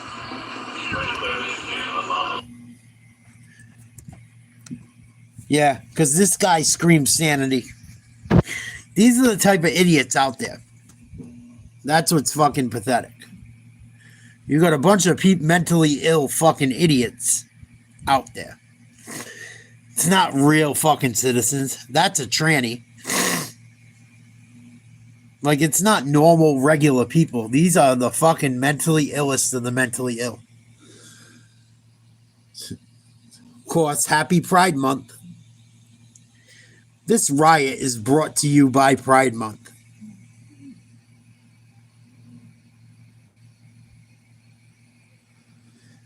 Free water. What are you talking about? You're giving it away or what?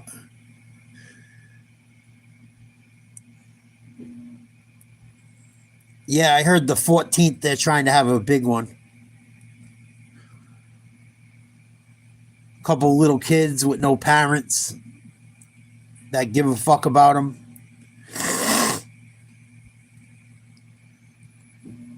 Pathetic. What's going on now? Here we go.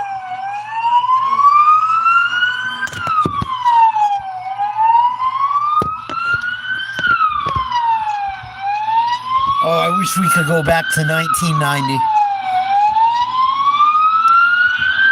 1995, 1996.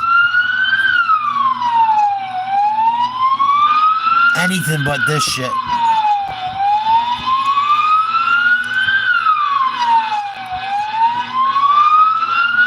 There was truckloads of face shields, Alex Michelson said about an hour ago. He said, we saw people alive in downtown LA with truckloads of bionic face shields that demonstrators quickly grabbed. He's with Fox LA.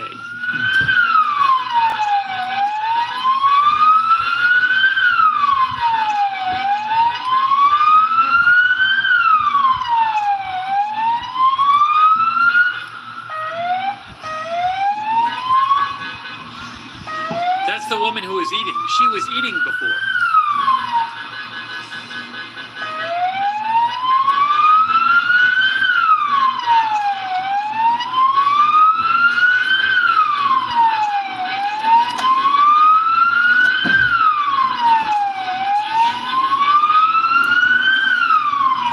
Give California back to Mexico. Sell it to them.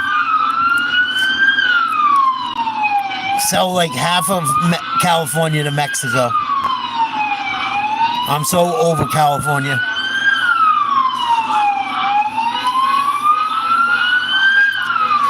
I'm so glad I don't live there.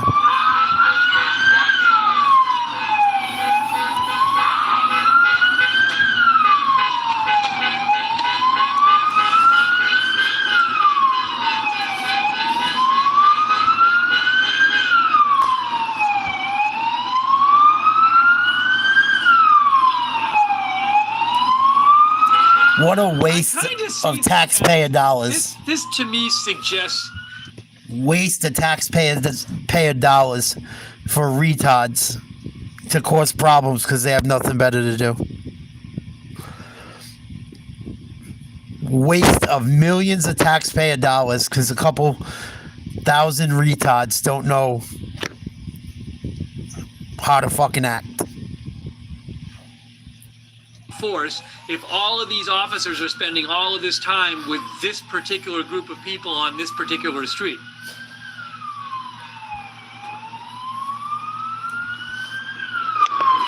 If you gave them what they wanted and like let them be their own country or their own fucking gave them back to Mexico, they still try to get into America. Fucking idiots.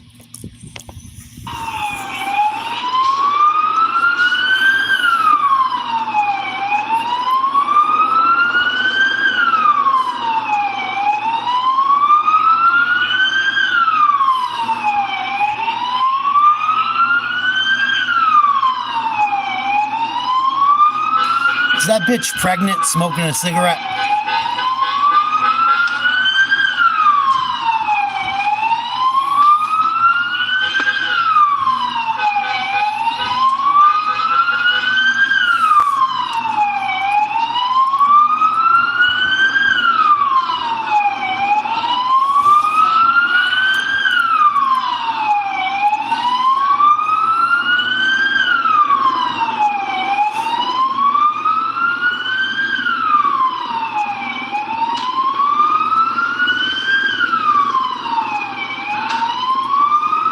Unreal. What a waste of money. Waste of money, waste of fucking life. I have a second feed of this, by the way, just so you know. I didn't even know I had it.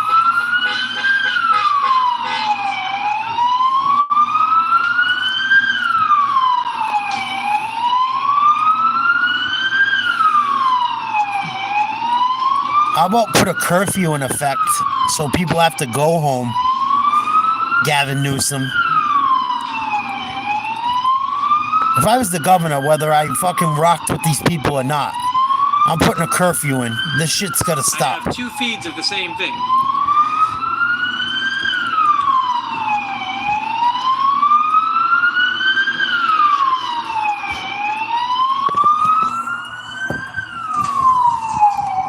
I'm so glad I'm 40 years old. 42, 43, whatever the fuck I am. I'm so glad I don't got to watch this next generation come up. What a fucking bunch of losers. Seriously. There's no other nice way. There's no nice way to say it.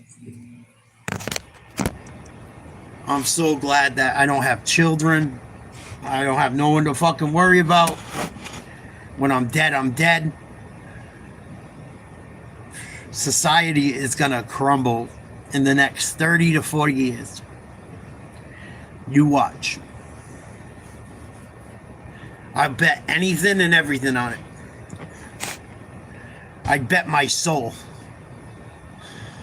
that this shit is crumbling in the next 50 years. These young people ain't gonna figure it out.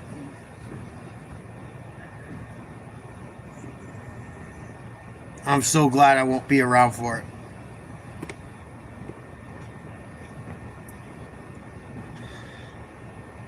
Pathetic. Pathetic what this world we live in has become. Satan rules Earth. There's no doubt about it. There's no doubt about it. There's no doubt about it to me that fucking everything evil exists on Earth. And it's getting worse.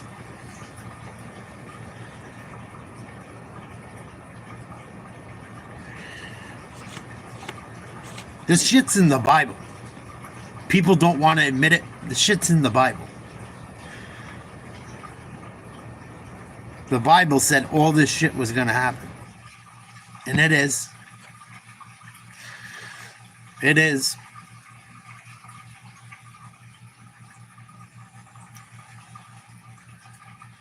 Absolutely, CW.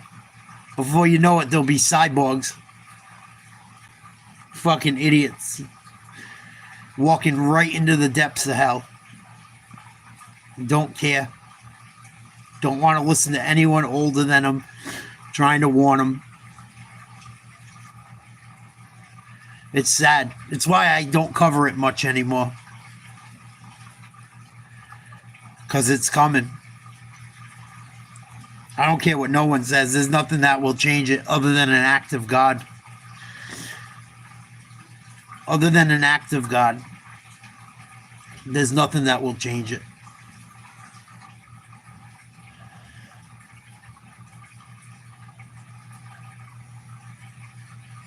I'm so glad I don't have children to worry about. I'm so glad. There ain't gonna be no surviving it. You're gonna do what they fucking say, or they're gonna deal with you however they want.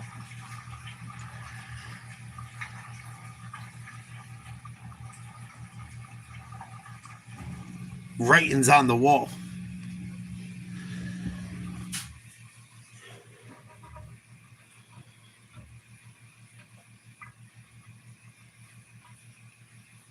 Writing is on the wall. That's why I was so careful about having kids. I'm so glad I didn't have them. So glad. So glad I didn't have children. I don't want them to go through that shit. I was so glad. I'm so glad. I wanted kids so bad. I wasn't selfish enough to do it. Because I knew what was coming. I fucking knew it. I knew this shit was coming since fucking 9/11. I knew this shit was coming since they proved 9/11 was a fucking inside job. I think 9/11 was an inside job the more I look at it. I'm not crazy. I'd never hurt anyone. I really believe 9/11 was an inside job. I've never said that on the internet, but I'm saying it tonight.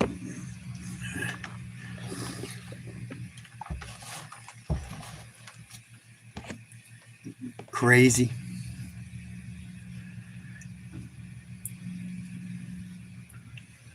They care more about illegal immigrants. When you care more about people not from your country than people that have worked their whole lives in your country, and you think you deserve more than those people, there's a major, major, major problem.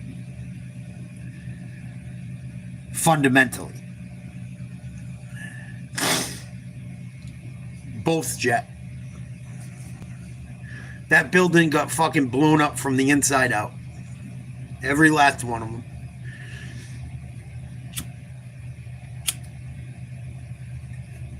Controlled demolition, start a war. Enron was going on. There was like $3 trillion or $1 billion missing from the fucking government funds, where all the accounting was kept in the Pentagon.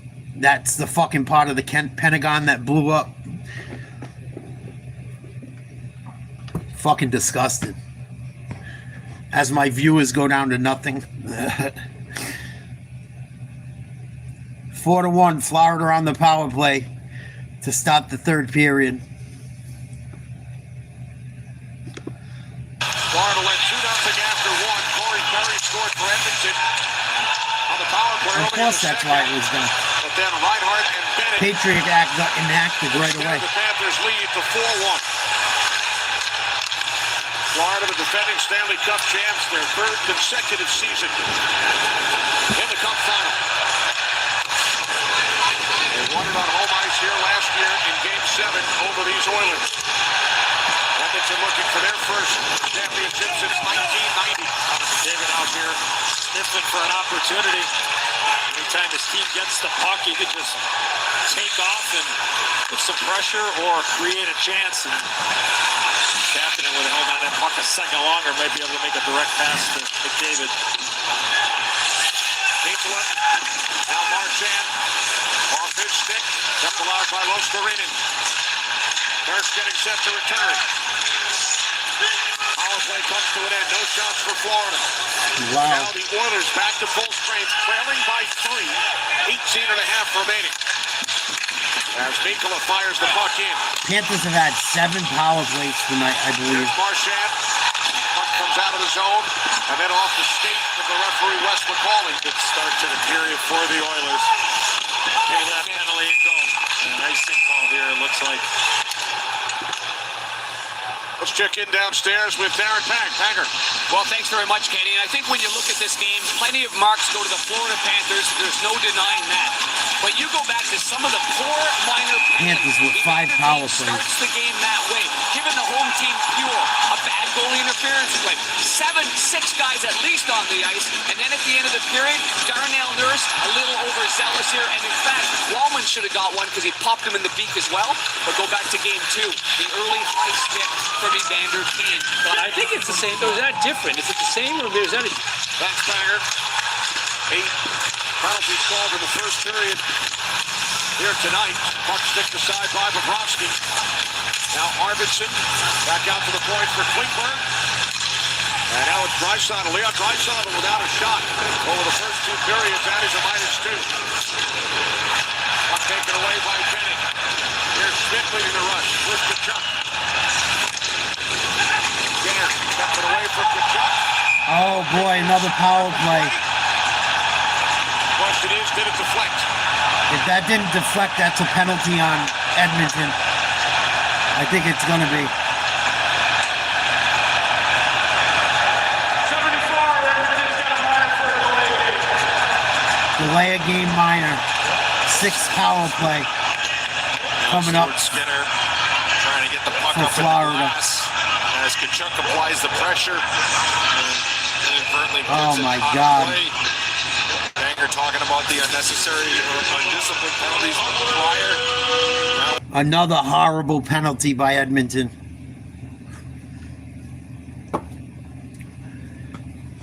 Florida had 4 penalties in the 4 power plays in the first period alone. Every time Edmonton got a power play as well, it ended up being a penalty on Edmonton to make it a 4-on-4, and then it became a Florida power play after. Edmonton hasn't really had more than 1 power play with a chance to score. It's been all Florida. Nice shot, just wide. puck bounces out. Florida up 4-1 on a power play. 17:25 to go. Now Smith, long shot, glove by Skinner. Save Skinner. Sam Bennett just absolutely, let's say, wrist or goal. Looked like it Hit the post. deflected after it left the stick of Bennett. I think Bennett hit the post. Move one way, shoot back the other way. Looked like there was a 20 screen points too in as well. 20 games throughout the playoffs.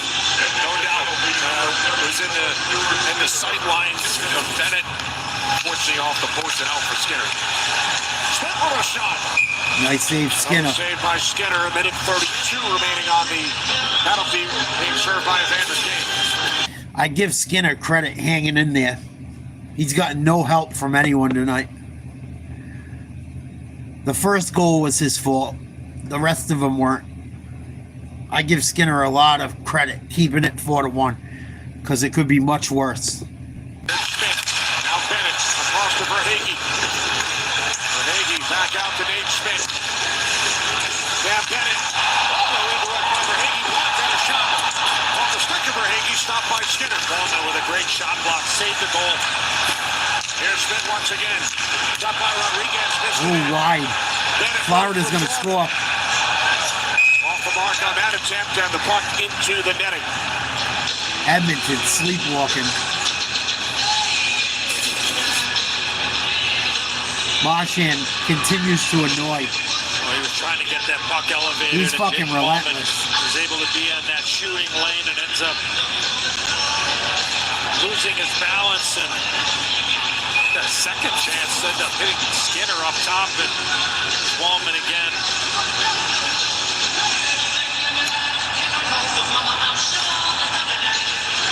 It looks like Edmonton's continuing where they left off in the second period. Edmonton's all in their feelings.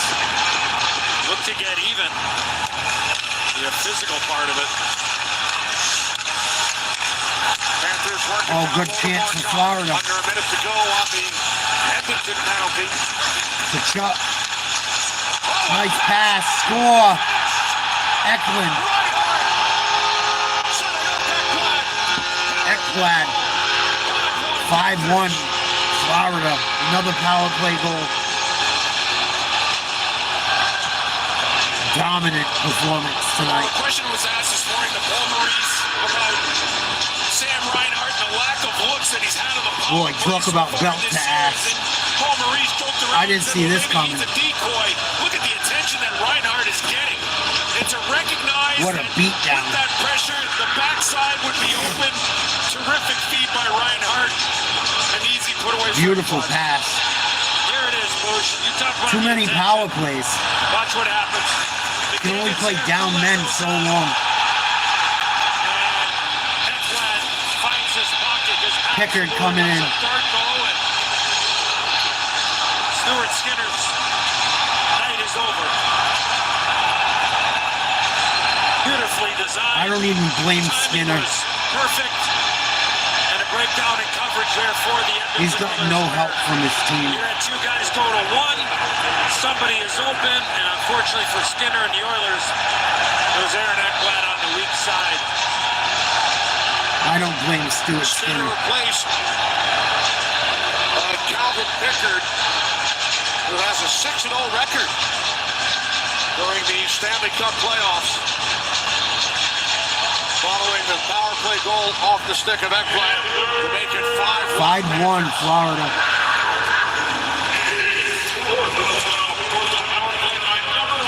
There's Losterinen back into the Edmonton zone. First shot on Pickard, stick to side. Cleared up the boards by Kane. Racing back is Mikkola.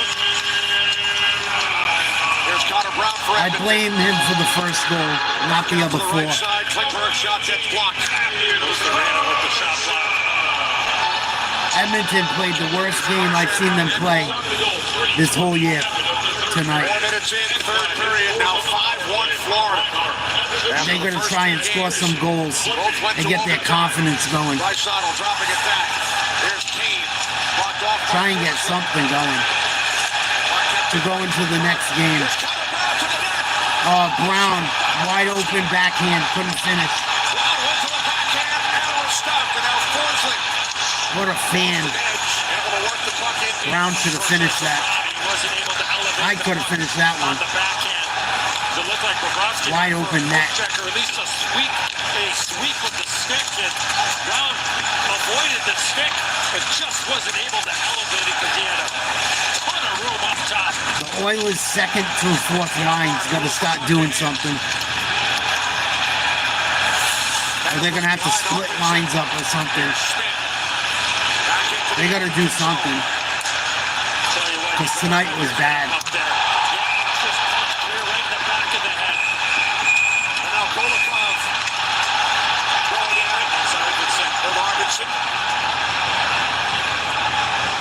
We 5-1 Florida. Skinner gets taken out. And now it continues in a 5-1 game. After giving up the fifth goal.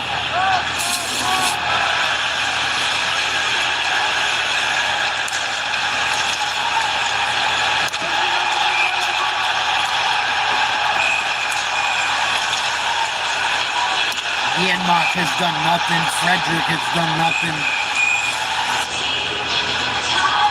Bouchard and Perry. Only guys that did anything tonight. I don't know if Bobrovsky gets a pat on it, but this poke check surprises Brown. It's not a save, but I'm telling you, a move like that by Bobrovsky, that's what forced Brown to lose that puck. He was shocked by the poke check. Missed opportunity. Yep.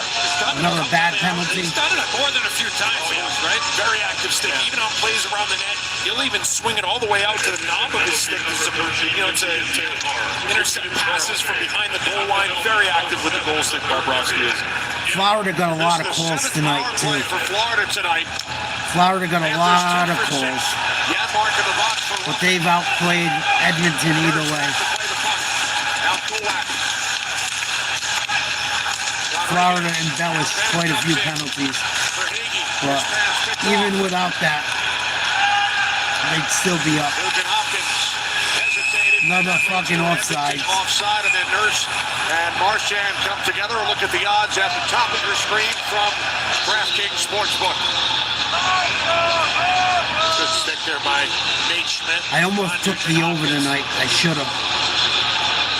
As Rodriguez and Nugent Hopkins have I should have took the over tonight. I knew Wallman it. and Bennett.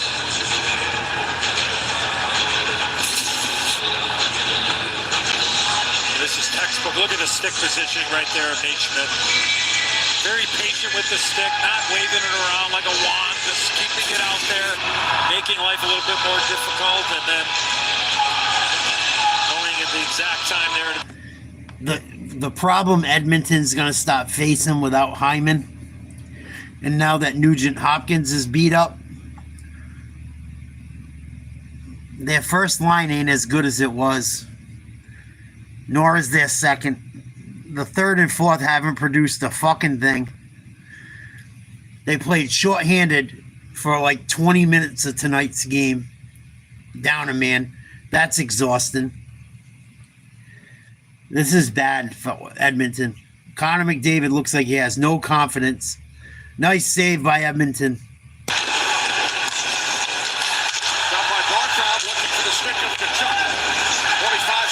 Edmonton's other line's got to do something.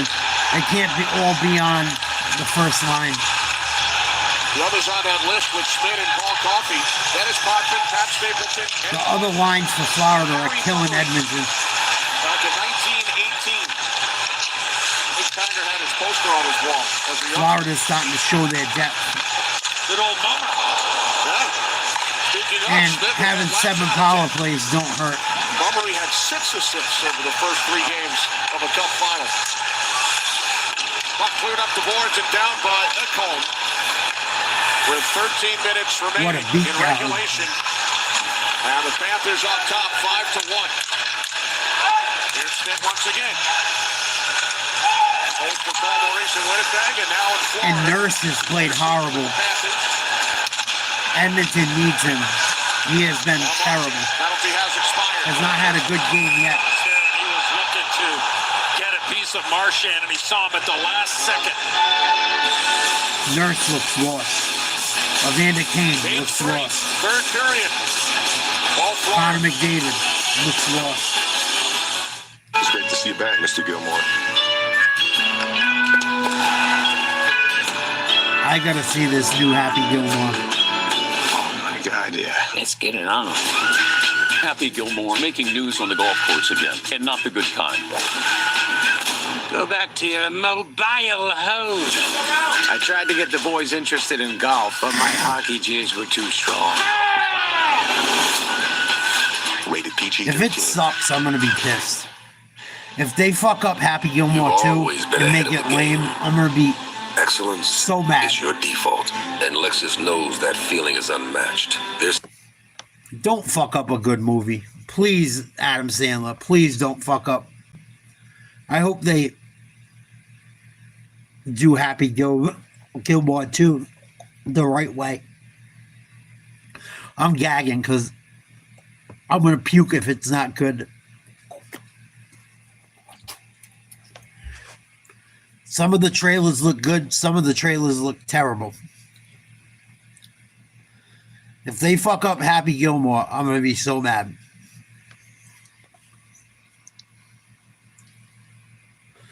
Really? I heard that new Mission Impossible was garbage from some of my friends. Tom Cruise was telling people they need to appreciate him and shit after the movie. Was acting like an asshole, I read. But a few of my buddies watched it. They said it sucked. They said it sucked.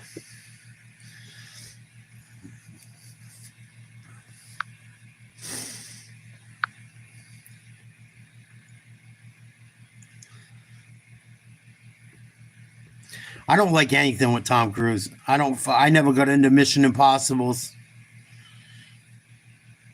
I just never was into any of them. I was never a big fan of Mission Impossible. I like the new James Bond there. The dude that played James Bond during like Skyfall, and the English dude or the Australian dude with the blonde hair. I liked him. But I never got into the Mission Impossible shit. I haven't liked a Tom Cruise movie since fucking Top Gun when I was a kid. Tap. At least one goal in the first 3 games of the Stanley Cup final. Marchand and Bennett join the list. And speaking of Marchand, he has been sent to the penalty box for a hook.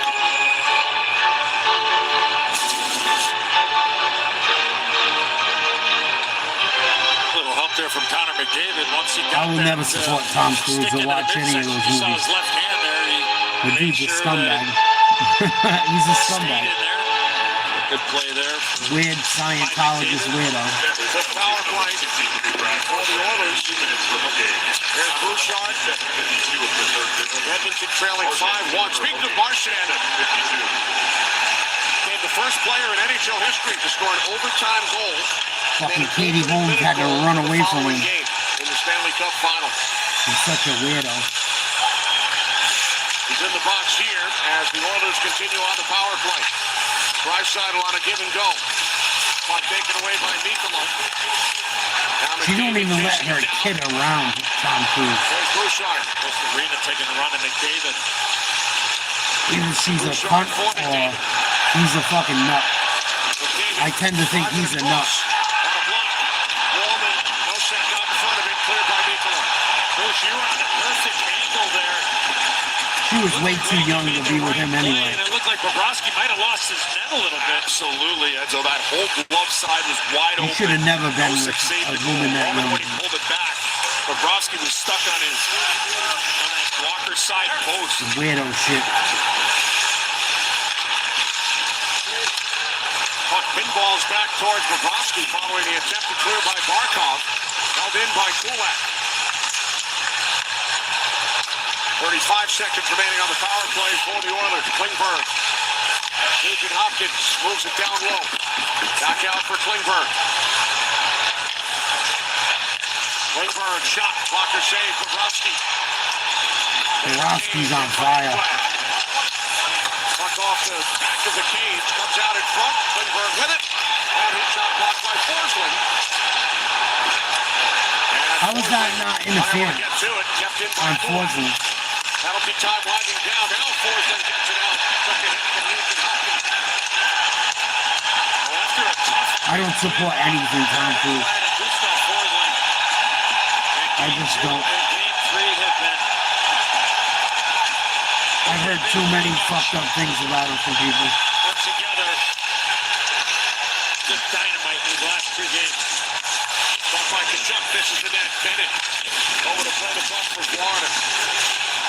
You're absolutely right, Eddie. They have been outstanding. I gotta find a new video game to watch. It's only game 3. Here we go, another fight. Broke his stick, and now Bennett's going to hold it even. That was Greer and Nurse. We got fights everywhere. 5 different fights going on. That's getting handed out. Djokovic and Nurse to the left of your screen, throwing punches. This is stupid. Smith's helmet has come off. He's tagging with Connor Brown. Djokovic still going at it with Nurse. Nurse and Godjovic making out, throwing punches. And Frederick. Nurse and Godjovic. Nurse is going to get himself thrown out of the next game. He's acting like an asshole. And now he's getting knocked out, too. He just got caught. Good. Nurses look like an asshole tonight. Beat his fucking ass, Godjovic. Nurse is a punk. Nurse with an uppercut. Another one. Good. Godjovic ring his fucking bell.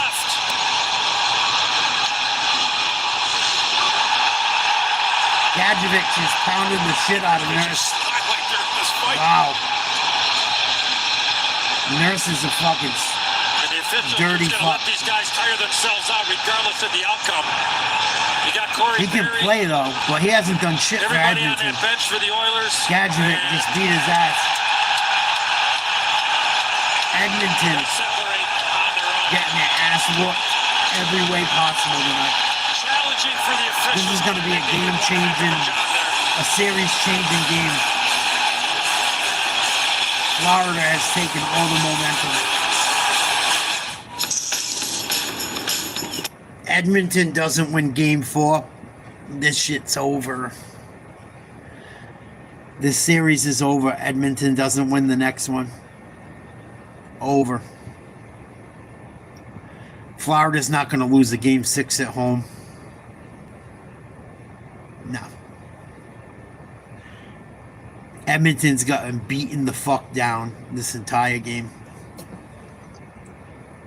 Every way possible. Physically, mentally, emotionally, spiritually. They haven't gotten a single break with anything. Well, you know what, though, Kenneth? You look at Mel Gibson. Mel Gibson was right about a lot of shit. As crazy as Mel Gibson sounded, he was right about a lot of things. And what, he was mad because his girl was fucking around on him? He said some horrible shit, but he was in his feelings, too. She was out fucking dudes behind his back.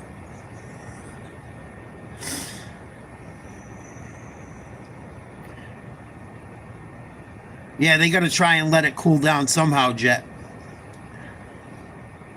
Before people get hurt. Listen, people call white people bad names. People call black people bad names. It is what it is. It is what it is. There's a slur for everyone that's a scumbag. I don't get mad at that shit. Like, is it racist if it's true? I look at it like that. Is it racist if it's true? If someone's a fucking scumbag, is it wrong to call him a racial slur? Probably not. I don't think it is. I don't care. Call him a fucking dirty Jew, call him a dirty N-word, call him a dirty whatever. If the shoe fits, wear it, motherfucker. The problem is they made it such a big deal where it's like a whole race gets drawn into it. Like, oh, he hates all those people. No, he just hates that motherfucker. And that one's that.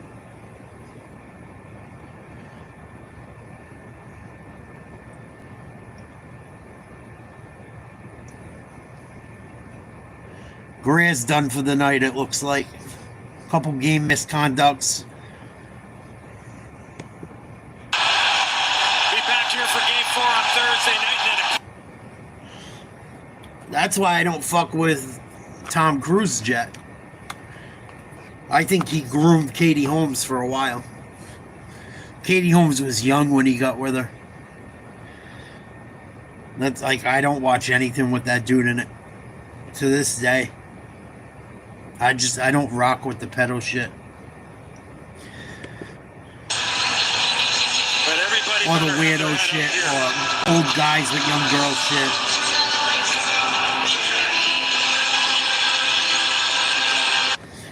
Mel Gibson still ended up winning, Kenneth.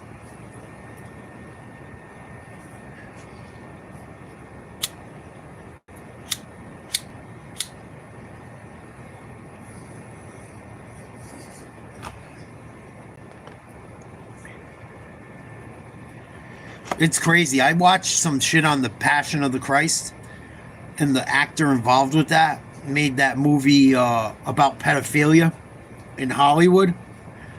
Dude, there's crazy shit that happened behind the movie Passion of the Christ. Look into what happened on the movie set of Passion of the Christ. Tell me you don't believe in God.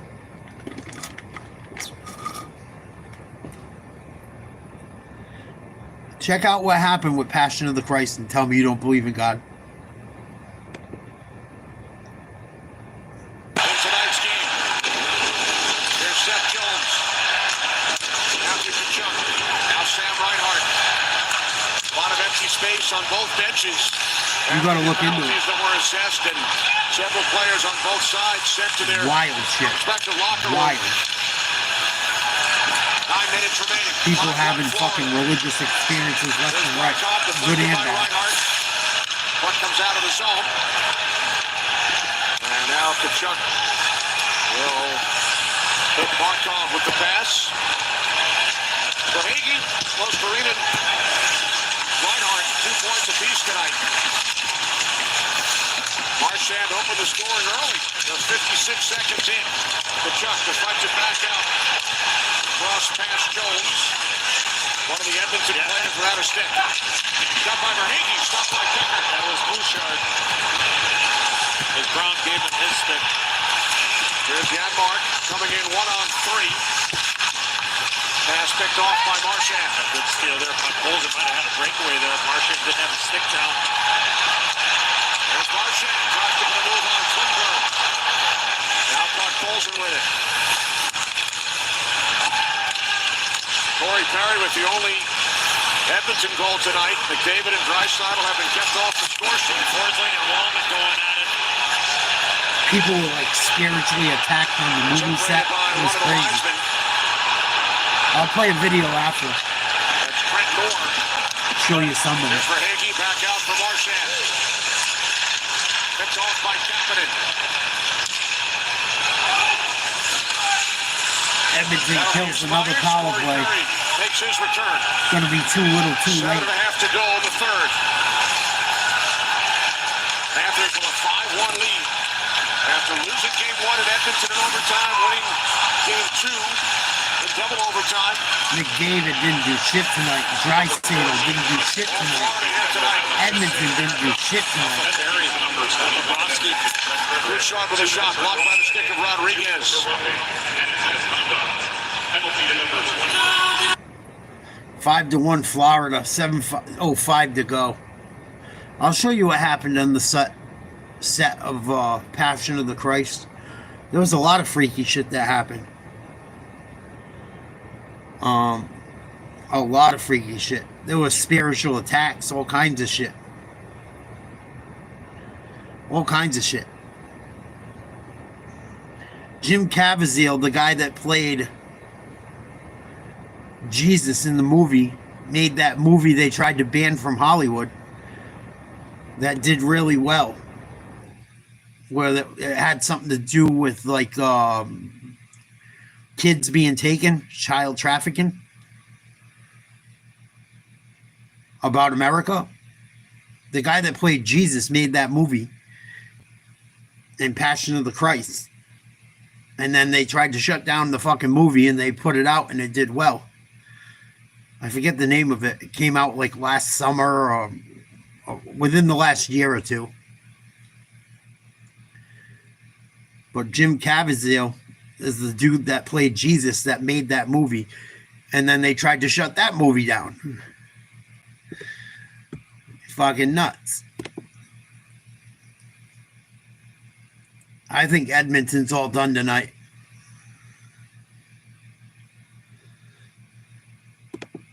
On social media and keeps track of those numbers. Great teammates, and it makes it so fun and want to do it. Thank you, one and all. Markov into the boards by Kane. Blocker aside by Bobrovsky. And now Verhaeghe controls the puck for Florida. Back around for Seth Jones. Verhaeghe moves the puck down on Bouchard with a chop right on Verhaeghe. Another penalty. Oh, yes, they did catch it.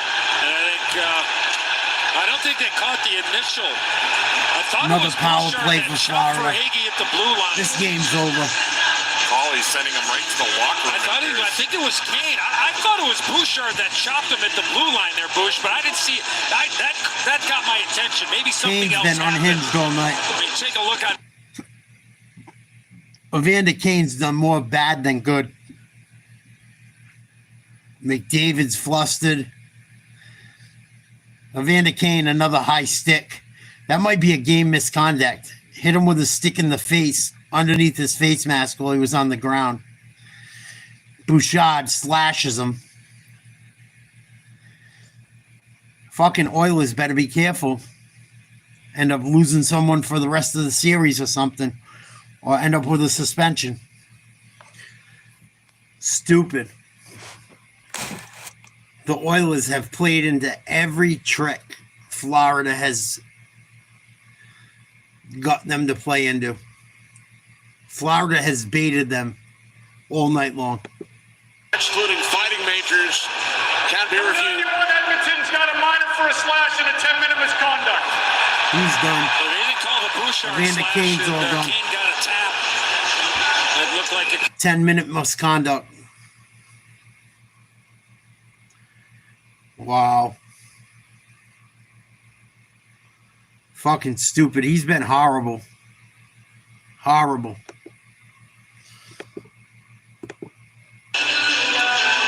This is going to be the ninth power play for Florida. If you're Chris Knobloch, how do you erase this one? 9 power plays for Florida. All right, let's check out the Passions of the Christ, some of the shit I was telling you about. Show you some of it quickly. Viewer discretion is advised. This shit is not for the faint of heart. The Passion of the Christ both divided and shocked audiences nationwide after its release in 2004. Regardless, it received 3 Academy Award nominations and remains the highest-grossing R-rated film of all time. On screen, The Passion of the Christ has its fair share of bizarre moments, like the part where Satan carries around a baby Voldemort. Mel Gibson purposely added those uncanny valley moments just to catch audiences off guard, saying that's what evil is about. Taking something that's good and twisting it a little bit. But as surreal as things can get during the movie itself, there were even more bizarre happenings behind the scenes, some of which you might not even believe. Electrifying work. According to one study, lightning strikes roughly 240,000 people per year. In other words, it's fairly rare. But in 2003, it happened 3 times on the set of The Passion of the Christ. Lead actor Jim Caviezel claimed he was lit up like a Christmas tree while filming the Sermon on the Mount sequence of the film. You got struck with lightning. I was struck by lightning. Light came right down from heaven and lit me up. What people witnessed was an illumination around my body and a fire on the right and left side of my head. But he wasn't the only person on the set to get struck. Caviezel added, 5 minutes after I got hit, John Michelini, an assistant, walks over and says, "Are you okay?" And then he got hit. The difference was that they saw the bolt come down and hit John. All I felt was this giant tremendous slap on my ears and a few seconds of a pink-red static in front of my eyes. Shazam! Unbelievably, that wasn't even the first time the assistant director had been struck on set. According to BBC News, lightning had already struck his umbrella, luckily only causing light burns on his fingertips. Whiplash. Because you can't actually beat your film's star in real life, a hidden whipping post was set up behind Caviezel while filming the Passion of the Christ's notoriously bloody scourging scene. The problem was, one of the actors doing the flogging didn't have the best aim. Caviezel recalled to Today, his lash just extended over the board and hit me with such a velocity that I couldn't breathe. I turned around and looked at the guy, and I tell you, I may be playing Jesus, but I felt like Satan at that moment. A couple of expletives came out of my mouth. Not that it helped. Moments later, Caviezel accidentally received another blow. Ouch. Cross purposes. Not only did Caviezel get struck by lightning and accidentally whipped, he also dislocated his shoulder while carrying the film's massive crucifix. Caviezel's shoulder popping out of place was just the start of his misery. Between the frigid cold and strong winds during the crucifixion scenes, the actor also got a lung infection and pneumonia. My mouth was shaking uncontrollably. My arms and legs went numb. I was suffocating on that cross. But hey, at least he didn't get migraines, right? He got migraines. Of course he did. To add icing on top of Caviezel's cake of pain, the actor regularly suffered severe migraines from working day in and day out with one eye cosmetically swollen shut. According to Today, Caviezel had to head into work at 2 a.m. every day in order to provide enough time for the film's makeup artist to cover him in cosmetic bruises, cuts, lashes, and fake blood. They also had to arrange his crown of thorns and seal one eye shut, which wreaked havoc on his depth perception. He told Fox News, "You're going to work every day with only one eye functioning, which gives you headaches. And you thought eye strain from your office job was bad." Dramatic conversion. Filming The Passion of the Christ had a pretty profound effect on many people involved in the production, and the film's set became the site of some religious conversions. Father John Bartunek, who hung out on set, told National Catholic Register, "Everyone felt comfortable talking about issues of faith. Being a priest in the midst of that, I was like a lightning rod for spiritual conversations." Fortunately, in this case, he didn't mean an actual lightning rod. One actor who became a Christian on set was Luca Leonello, the actor who plays Judas. Bartunek explained, "He asked for confession. Apparently, he had been completely transformed by the experience. He baptized his children, sanctified his marriage, and came back to the church." Naturally, not everyone who worked on the set of The Passion of the Christ experienced a religious epiphany, but most people were affected in one way or another. Caviezel told the 700 Club, "All the actors that worked on this film, it will stay with them the rest of their lives. People will always come up to them. People will always ask them about the movie they were in. It will always be with them." Career wrap.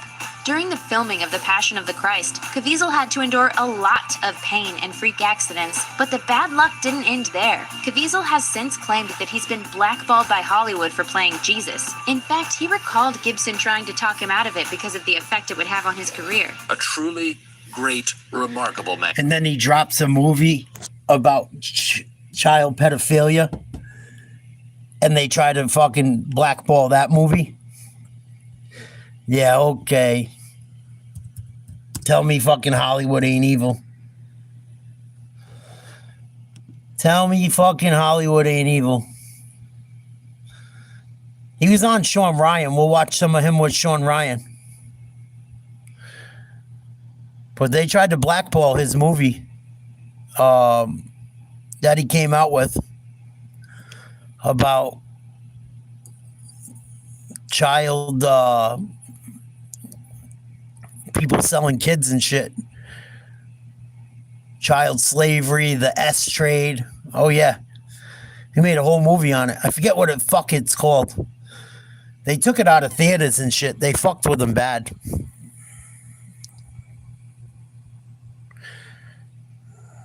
I can't remember the name of it. It's going to drive me nuts. Son of a bitch.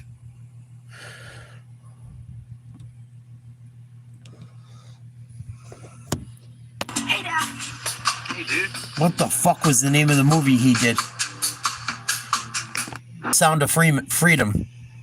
A movie that exposed a ton of shit, and they tried to fucking sideline.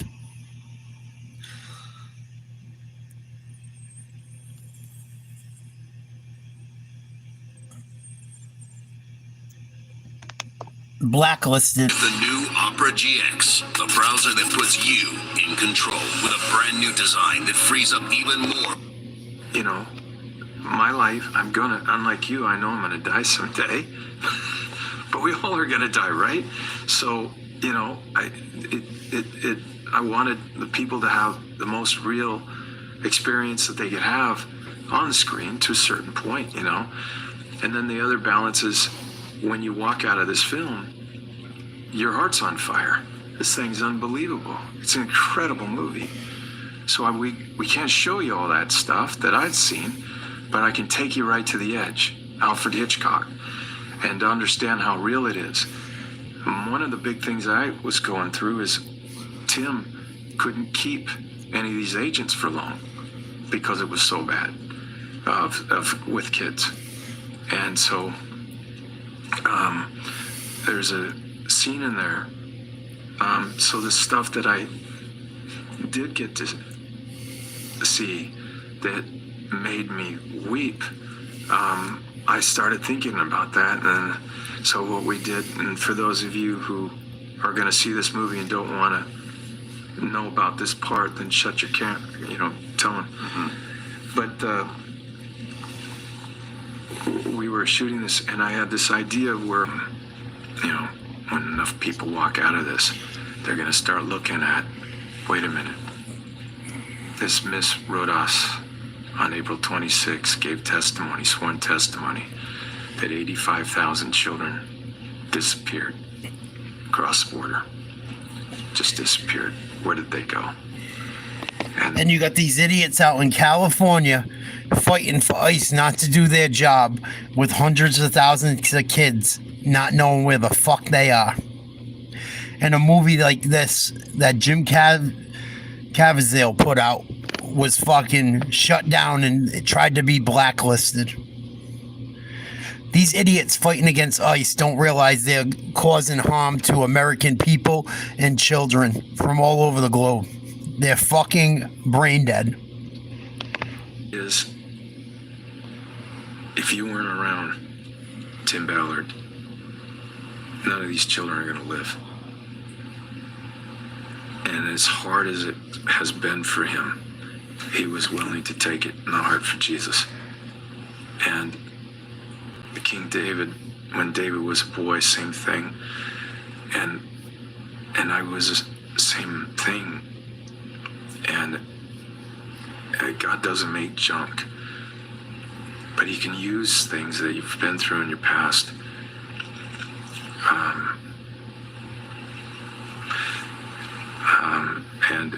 And he can take you to a level that it's supernatural. It's just no way to explain it. I was the best I ever was on that movie because I was unafraid. And that love is the greatest, in its form, highest form, is the best you'll ever be if you get to that place that you give your life for and I give my life for these kids. That's what it did. We're not chasing anybody away with this audience. We had spoke about, I just did an episode with this guy, Ryan Montgomery, who's an ethical hacker, and he's unveiling. He weighs about 85 pounds, and he's going after these guys by himself now. He's moving into other organizations, and it was the fastest growing episode that I've ever had. And that's saying a lot because we've had some really big ones. And this kid came out of nowhere. He's got, how do I say this? He doesn't have a lot of clout around him. Nobody's ever heard of him. And it just went, sparked the interest of everybody. And with this film,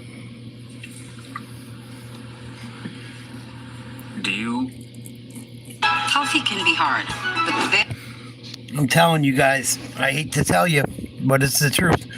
The next 50 to 100 years, the worst of the worst is going to happen. This film is going to bring truth, but also educate kids, parents on how this is happening, where it starts, and put the fear into people, into pedophiles and predators that are targeting these children.